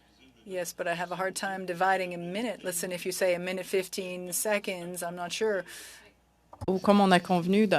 As we determined in the second round, not all 4 senators, so just 2 senators and 2 minutes? J'aime beaucoup vos questions sur l'armée, Monsieur Carignan. I love your questions on the Army, Mr. Carignan, but I completely disagree with you. Je peux pas... Time is running, and I can't really stop it as we keep talking, but senators, would you agree that only 2 of you get a speaking round in the third round? So in other words, 2 minutes each? Instead of 4 senators, only 2 senators would get 2 minutes. Is that all right? 1 minute pour tout le monde. A minute each. There doesn't seem to be unanimous consent. No problem. Let's go ahead with 1 minute. I understand it would be wise to find another system, but I just can't come up with that right now. Mr. Brock, 1 minute. Minister, 1 question, 4 parts. You chose Justice Rouleau to head the so-called independent inquiry. I know the justice through my formal legal circles. I also know he was a senior Liberal PMO staffer before he went to the bench. Was his Liberal pedigree essential to his selection or merely a bonus? Can you help us understand how you how you came to choose Justice Rouleau? How many justices were consulted before you chose Justice Rouleau, and how many declined that opportunity? The process was to my understanding, undertaken by the Privy Council office. Let me just say that judges who are appointed of whatever political stripe, plenty were appointed by Conservatives, plenty have been appointed by Liberals, do their job to the best of their abilities in a neutral fashion. We have an outstanding judiciary in Canada. I would be proud. I'm proud that Justice Rouleau is taking part of this. I'd be proud for a number of judges. Le temps est écoulé. Merci. Your time is up, Minister. Thank you, Minister. Thank you, Mr. Brock. Mr. Varani, Ms. Bendayan. Ms. Bendayan, 1 minute. Thank you, Minister. Given the short amount of time, I'll go very quickly. We've been discussing the Charter at length. I would like to bring you to Section 7 of the Charter and the importance of our right to liberty as Canadians. And I would like to put to you that it was necessary in order to protect the freedom of Canadians and the liberty of Canadians to move about freely within their city, within the city of Ottawa, to move about freely and attend their place of work in Coutts, Alberta, Emerson, Manitoba, Surrey, British Columbia, and elsewhere right across the country. Was the Emergency Act necessary in order to protect those Canadians' Charter's rights? Absolutely, yes. Thank you, Minister. I would also like to take you to the point of restraint, which you mentioned earlier. I understand that we did not designate additional places under the Emergencies Act, but is it true that we did have to designate the War Memorial due to the desecration and of men and women actually urinating on the War Memorial? Was it necessary to invoke the Emergencies Act in order to protect the War Memorial?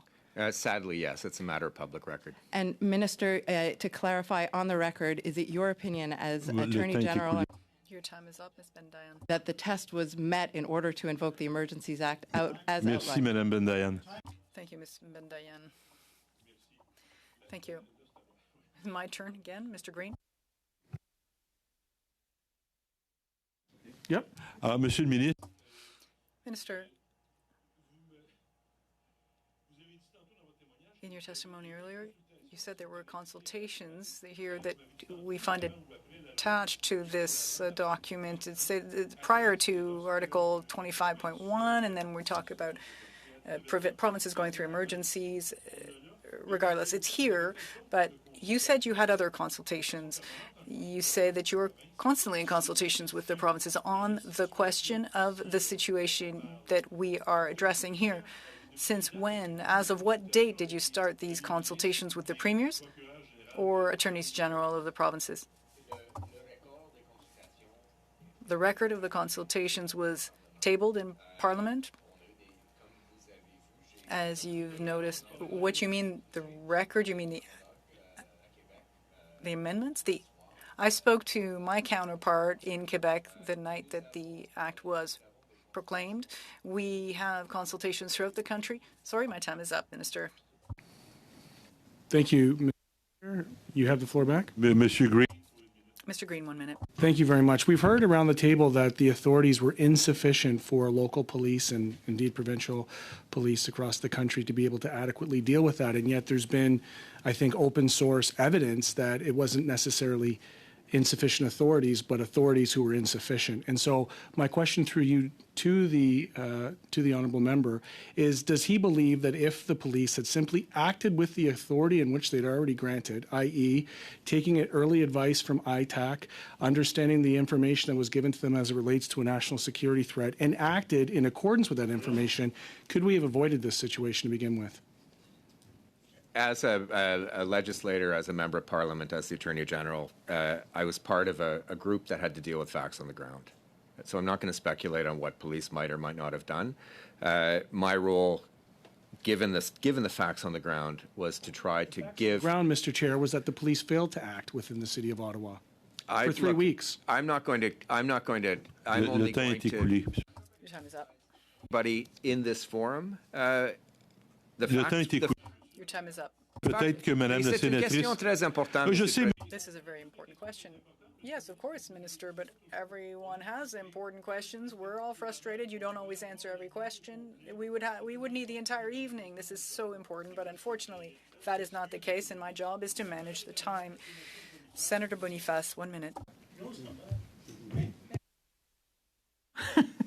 I want to follow up on Mr. Green's comments because as you would expect, I may disagree with his assumptions around what police did and didn't do because we don't know the facts of exactly what they were faced with at the time.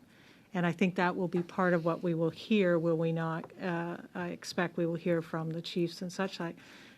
I think your point was, and I just want to make sure, clarify, your point was you dealt with the facts you had at the time, that when the police came to you and indicated that they needed certain powers in order to do the job that needed to be done to meet the needs of the city of Ottawa. Is that not correct? That's correct. The facts for me, as someone who had to try to deal with it from the position of the cabinet meetings, incident response group, was dealing with the facts on the ground. Thank you. And that's all I did. Merci, Madame la sénatrice. Thank you, Senators. Senator Carignan, 1 minute. Yes, thank you, Minister. You're aware of Section 134.1 of the Highway Traffic Act of Ontario. You've heard my question. I don't have it here before me, but it's not important. I'll read it quickly, and it's very important. Any police officer who believes it is reasonably necessary to maintain order, traffic, can remove or require that any vehicle be towed if it is blocking traffic, etc. Police officers already had that power under the Highway Traffic Act to tow vehicles, to remove that spa, that barbecue, remove those tents, etc. The jacuzzi. In what way the Emergencies Act helped or did more than that?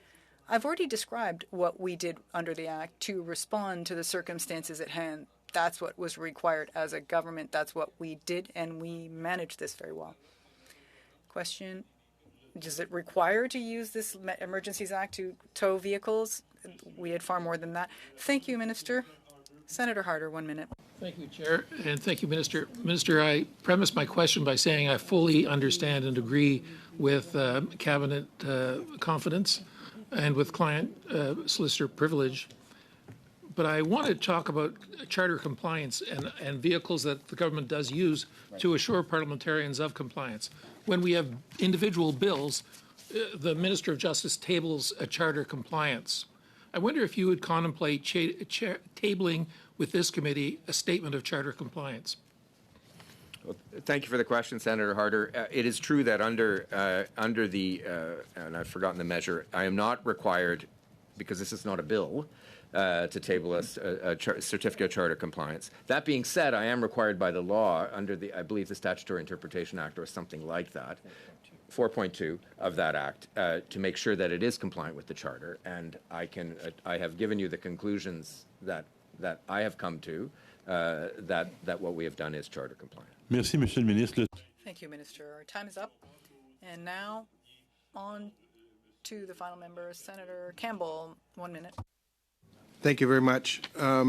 Minister, would you consider through the FTP process looking at emergency laws across Canada and how they fit together? I think, again, as a question, when your work is done, when the inquiry work is done, I would certainly consider that. Thank you. Thank you. Merci, Monsieur. Thank you, Mr. Campbell. Minister, thank you very much. I understand your frustration. You know, what I've learned from taking part in the work of the House and committees, what I'm hearing and what I'm learning actually through this work is to manage my frustration. Actually, we're almost happy sometimes to see that even ministers can be somewhat frustrated by this. There's so little time, so much to do. There was a thought. On pourrait vous réinviter, Monsieur. We could reinvite you, Minister. I'm sure everyone around this table would agree to you being reinvited. If you were willing to continue this discussion, it would always be useful. Before you wrap up, if I could, Oui, point d'ordre, Monsieur Green. Just a general practice that we've had at this committee is to invite the witnesses to provide in writing any additional comments on questions that they may not have had the opportunity to answer for the fullness of our analysis and our future reports. Bonne idée, Monsieur le Good idea. Minister? Yes, okay, thank you. Ms. Bendayan, I have a question for the clerk. Has an invitation been sent out to witnesses for next week? We adopted a motion last meeting which involved oh yeah, no, this is exactly what we were going to be discussing now, Ms. Bendayan. If there's nothing else, Mr. Motz, before we excuse the minister. OK, alors, Monsieur le ministre. Minister, thank you. Ladies and gentlemen, officials, thank you for being here as well. I anticipate your being prepared to come back, Minister, anytime you're ready. Thank you. Effectivement. Indeed. As to next Tuesday's meeting, we have to make some decisions here. Do we want to hear from witnesses, or were there still motions that were suspended? We could take part of the meeting for, internal business, or do we want to go ahead with the witnesses? Mr. Chairman, my suggestion was to the effect that we provide clear instructions to the clerk to already start witness meetings. We planned 4 meetings with specific witnesses based on the motion passed at the last meeting, and a few weeks ago we also passed a motion to call 2 additional ministers to appear, call for them to appear. Minister Blair, I think that would be the 4th witness. If I'm looking at our agenda here, we have 5 or 6 witness meetings that we have to schedule over the next few weeks, and we don't have much time left before the end of the session. Yes, on that point, correct me if I'm wrong, I think May 3rd we would do this again. In other words, this committee business. But really, it's up to the committee to decide. I'm not going to decide this myself. Of course, we have to hear from witnesses. Yes, there are motions that have been suspended. There is one motion that you've amended, and Mr. Motz presented it for the tabling of documents. If we want the government or anyone else to table the documents, we shouldn't wait until the end of June, because it might be worthwhile discussing that matter, whether we pass it or not, but we should do that quickly. With the witnesses here before us, I think we could ask them for their documents directly. I think it would be much quicker to do so. In fact, I'll admit that time is running out and we have work to do. And taking the time of this committee to discuss motions, etc., we've done that many times. Let's get to business, Mr. Chair. The notion of continuing with the witnesses that we've agreed to. It's clear that with tonight, we had a very substantive 3-hour meeting. I'd rather continue with that than debating motions that don't shed much light. Monsieur Mott. Mr. Motz. Thankfully, I will respectfully disagree with both Ms. Bendayan and Senator Harder. We do have committee business in front of us. It is beholding on this committee to finish that committee business. I propose that we have half of our meeting next week. We don't have any list of witnesses that are ready to go next week that I'm aware of. I suggest that we have half of our meeting next week to finish off committee business, and that we have the other half for a witness, whoever that might be, and be available. I think it's important that given the time that the various motions might take to actually come to fruition, and whether we get agreement by this particular committee next week to deal with specific ones, it might take some response or some time to get those things squared away from a document release perspective or from other witnesses, and so I think we need to at least have some conversation and allow ourselves to do that. At the end of the day, we're going to have witnesses and witnesses and witnesses, and we have to have. I believe it's next week. Is it next week that our witness list has to be in, or is it by the end of this week. Last Friday. But our first today. Right. So our first list of witnesses preliminarily has to be in today, and I think you'll see that it's a pretty extensive list. So we need to get out witnesses, but we also need to finish committee business. J'ai Monsieur. Mr. Green?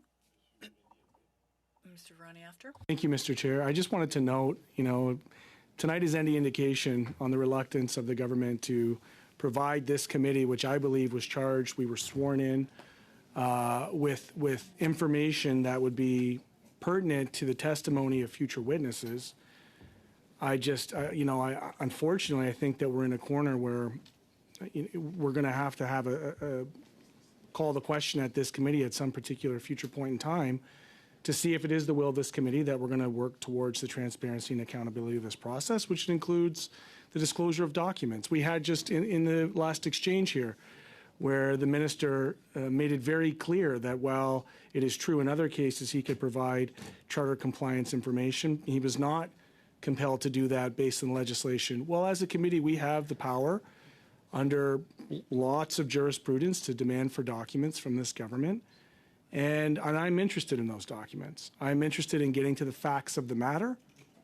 We've heard lots of reference to the facts, Mr. Chair, but yet we've yet to see them in plain sight, whether it's in a in-camera scenario or not. But I would argue that at some point in time we're going to have to deal with the motion that's at hand, which is to have a disclosure of documents that be necessary for the fullness of our future investigations.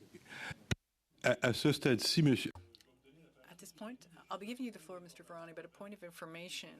The clerk is advising me that what can be done for the next meeting is to have half the meeting on committee business, and then have a minister appear for the other half of the meeting. So that might be a way of proceeding. But again, I'm just saying this for your information. We will continue the debate unless there was anything else. Mr. Clark? To invite a minister of one or the other minister. We are not sure if these ministers will be available, but we can invite them. If not, there's future business and also the work of the analysts. It's up to the committee to decide what it wants to do. Mr. Varani. I appreciate what the clerk is just indicating, but I just would reiterate that it troubled me something that Mr. Mott said, because he said he didn't know what witnesses we had to call. But we have a motion that we passed just prior to Easter, and I know that's 3 weeks ago, but I remember there were suggestions made. I moved the motion, and then suggestions were made to improve it, and I thought it was improved. But we had a motion that says that officials from the Department of Public Safety, the PPSC, Sergeant-at-Arms, Department of Finance, and the Department of Justice, and from the RCMP, CSIS, CBSA, and FinTrack be invited to appear before this committee on 4 dates chosen by committee members to discuss measures invoked on February 14th under the Emergencies Act for a period of 3 hours each. We went through some turmoil to get to that language that we agreed upon, and I guess what the clerk is looking for is for those dates to be chosen by the committee members. So with all due respect, I would actually propose a motion that we move to hear witnesses at the meeting on May the 2nd, if my dates are correct, and that those witnesses include all of the people that I just named be invited, and we'll see who is available. And we use all 3 hours, not une demi-rencontre, a full rencontre, sorry for the anglicism, but a full meeting to have those witnesses, because this was 3 hours. It was tiring, but it was good. And I think we should continue doing tiring but good work, because there's a lot to get through. Merci. So I would move that motion, ask that we vote on that motion. Monsieur Virani, just... Mr. Varani, just to clarify things, which of the motions are you saying provides for the names of these? I know we said we've discussed it, but I can't recall which one. I can't recall the name of the motion, but I wrote myself a note here. I have some changes that I wrote myself here.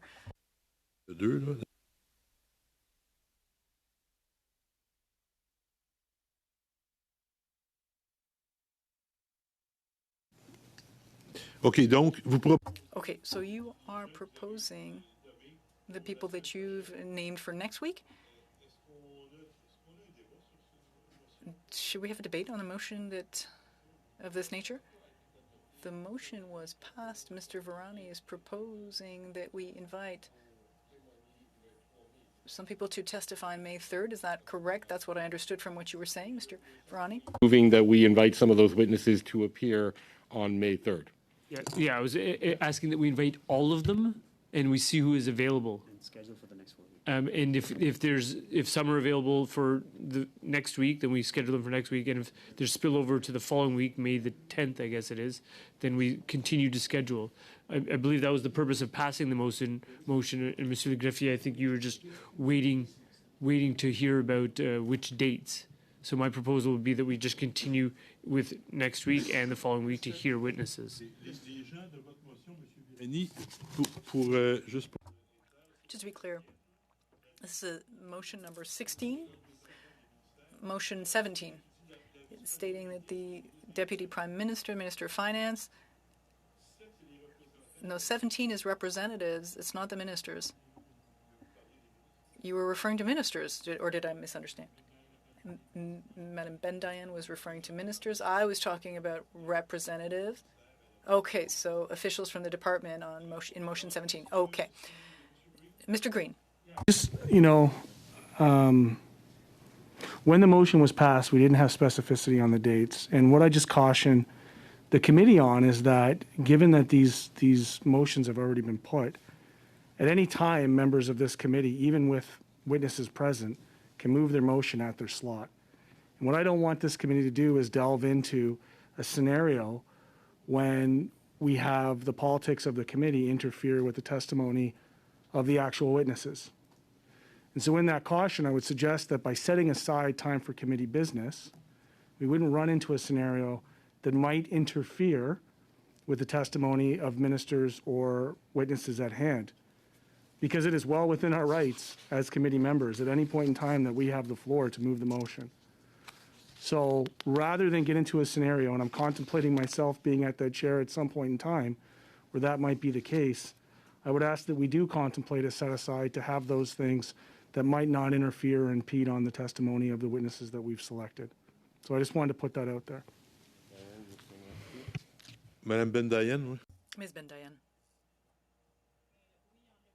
Yes, in response to my colleague, Mr. Green, if it is the will of the majority of members of this committee to spend time debating motions, I would propose that we add another meeting to our agenda per week to do that, because honestly, everyone here was referring to the importance of moving ahead quickly, effectively, and in actual fact, that's not what I'm seeing, Mr. Chairman. I'm seeing that some members of this committee seem to want to postpone to I don't know when the important work that we need to do in order to ask questions of witnesses in order to come to some findings. There is a meeting next Tuesday. The debate is about whether we're looking at motions for the production of documents or hearing witnesses.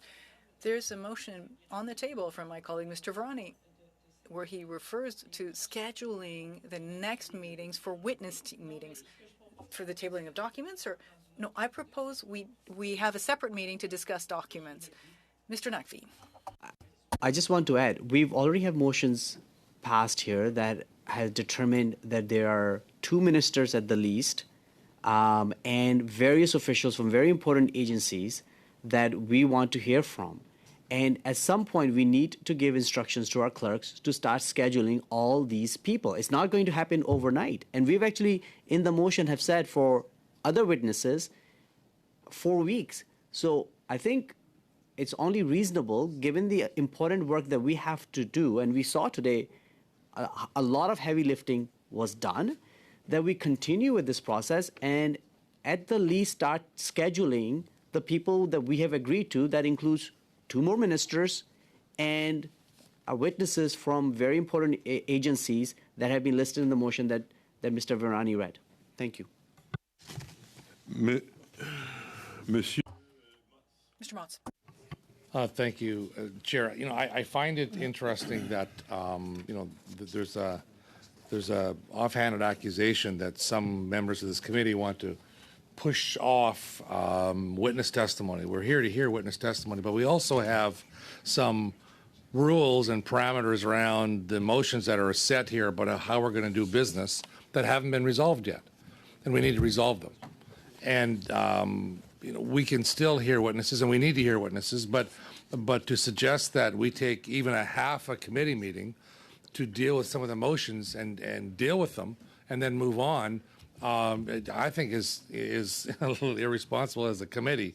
That we just want to get at committee, but we have no structure around what we're going to do with some of this stuff, and what we're asking government to give us, as Mr. Green indicated, we already know what the government's position is on sharing the information that they relied upon to invoke the act. And there has been numerous of us around this table who suggest that we need that information, for us to make an informed decision. So I mean, you look at the motion, even 16, 17 that are here. There's a Mr. Nakvi, you talk about the officials. These officials are not going to come all in one day. They were at least 4 days. So I mean, there's probably maybe even 5 or 6 days. To have one agency per hour and a half would be reasonable. Because as we found out today, you really can't get a whole lot of information asked if you have various agencies that have totally different areas of responsibility that we want to get information from. So I say let's be responsible and prudent to the responsibilities we have as a committee. Let's set half a meeting aside, and let's move on to witnesses after that. Il y a Monsieur Brock. Mr. Brock is on the list, but I wanted to also make a comment, if you'll allow me. I don't know. I just want to mention this. As far as I'm concerned, I would like us to solve the issue of the motions that, whether they be passed or not, I'll live with that, but I need to know what to do here, because the ministers are saying that, some ministers are saying they cannot produce documents. I would like to ask the question of the legal counsel for the commission, but that person has not yet been appointed.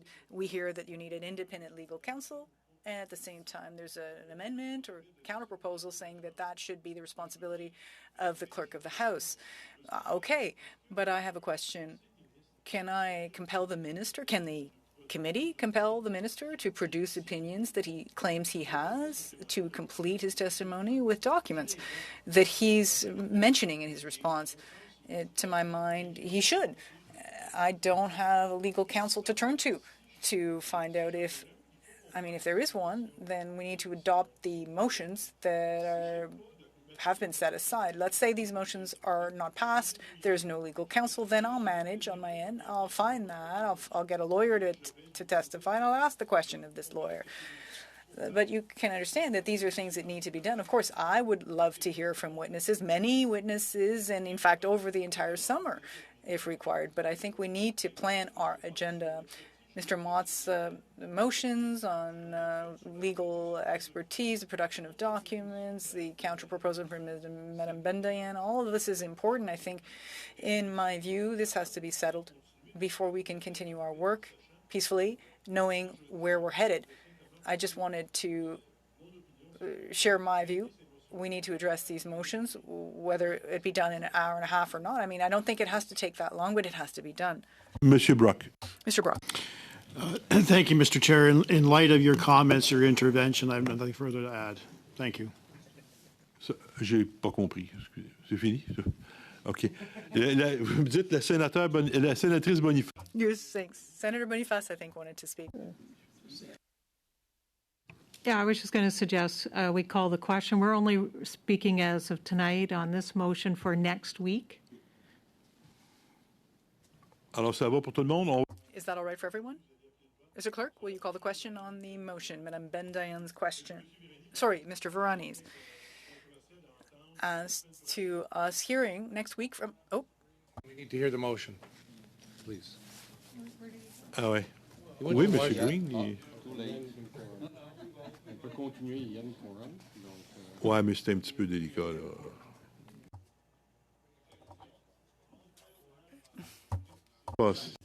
What's happened? Oui. Point of order. Senator Harder has suggested we have quorum. We can proceed with the vote.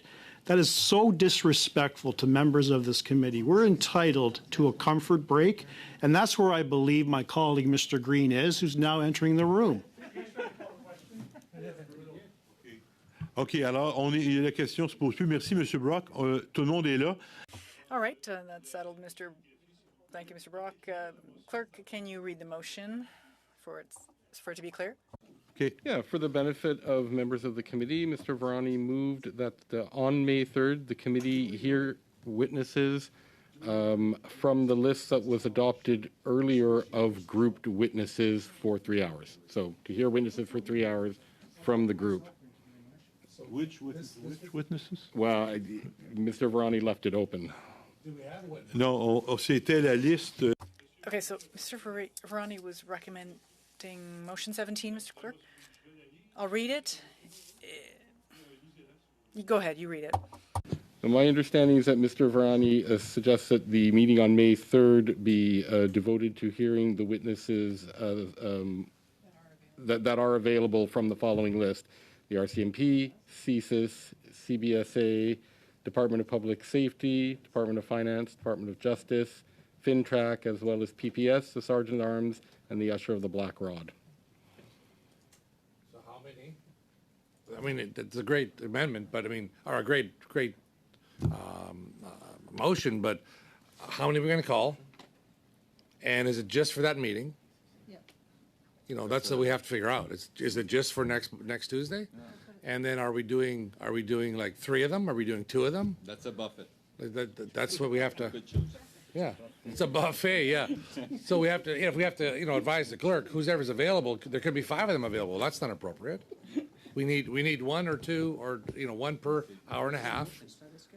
The motion was for 4 dates for 3 hours each. So that's roughly, I believe we talked about this, how we would potentially group them, and it was something like 2 or 3 per grouping. In fact, I have written down here, now that I look at it, Justice, RCMP, and CSIS be grouped as 1, Finance and FinTrack be grouped as another, Department of Public Safety and CBSA be grouped as a 3rd, and PPSC, Sergeant at Arms, and Gentleman Usher of the Black Rod be grouped as the 4th. So those were the 4 groupings that we discussed. And depending on availability. And depending on the availability, whichever group is available on May the 3rd, we proceed with that group. Do you need me to repeat that? Okay.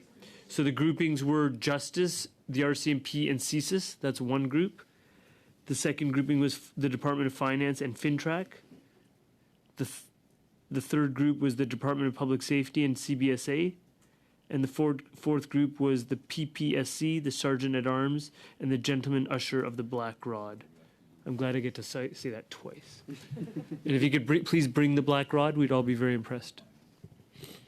Doesn't that have some kind of significance? Bit of levity late on a Tuesday.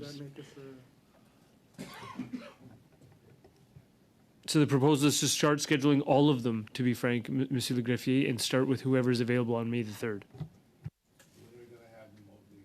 The business. It's part of it. We're just going to keep having witnesses and just keep pushing off committee business? Is that what the Liberals' plan is? Anytime you want, and that's going to be the mess with it. Yeah, exactly. Because they will. The motion's still before the committee. My motion. Okay, so. So my understanding, if I may, the motion that Mr. Varani moves that on May 3rd, we invite one of the 4 groupings that were identified in the previous motion, and we devote that meeting to hear witnesses for 3 hours on one of those groups, whichever is available. La question? My colleague will start for the Senate. I'll begin. The Honourable Senator Boniface. L'Honorable Sénatrice Boniface a voté oui. The Honourable Senator Campbell. L'Honorable Senator Campbell a voté oui. L'Honorable Senator Carignan CP. No. The Honourable Senator Carignan CP votes no. The Honourable Senator Harder CP. L'Honorable Senator Harder vote oui. Maintenant pour les députés de la Chambre, Monsieur Fortin. Non. Mr. Green. Ms. Bendayen? Oui. Mr. Nakvi? Oui. Mr. Varani? Oui. Mr. Brock? Je vote contre. Mr. Motz? No.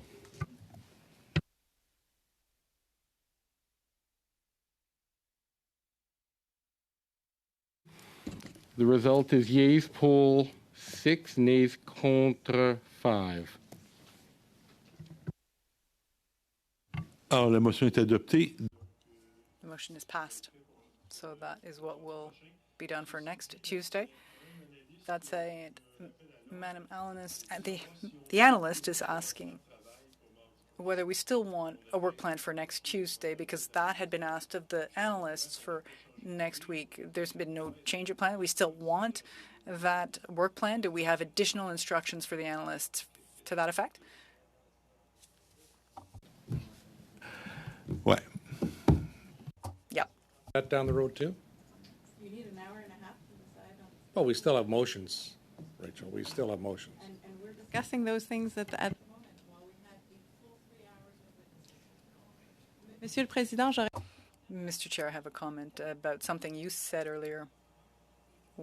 And it is simply to say that the law clerk, who is available to all of us as members of Parliament, is available to provide legal advice to members of our committee, just like members of any committee. So we don't need to pass a motion, adopt a motion to designate a specific counsel for our committee to provide, to ask for legal advice from that particular legal counsel, law clerk, and parliamentary counsel. I'm sorry, Stephanie, is that your name? We will need a work plan. Are you in a position, do you have enough information to provide us with something? Microphone, please. C'est beau. All right, fine. So we had up until today to table our witness lists. From what I gather, actually, it's... I mean, are there lists of witnesses that have been provided? Or some of us perhaps would like to do this but haven't yet? Ouais. Okay, that's fine, says the chair. Thank you, everyone. Meeting is adjourned.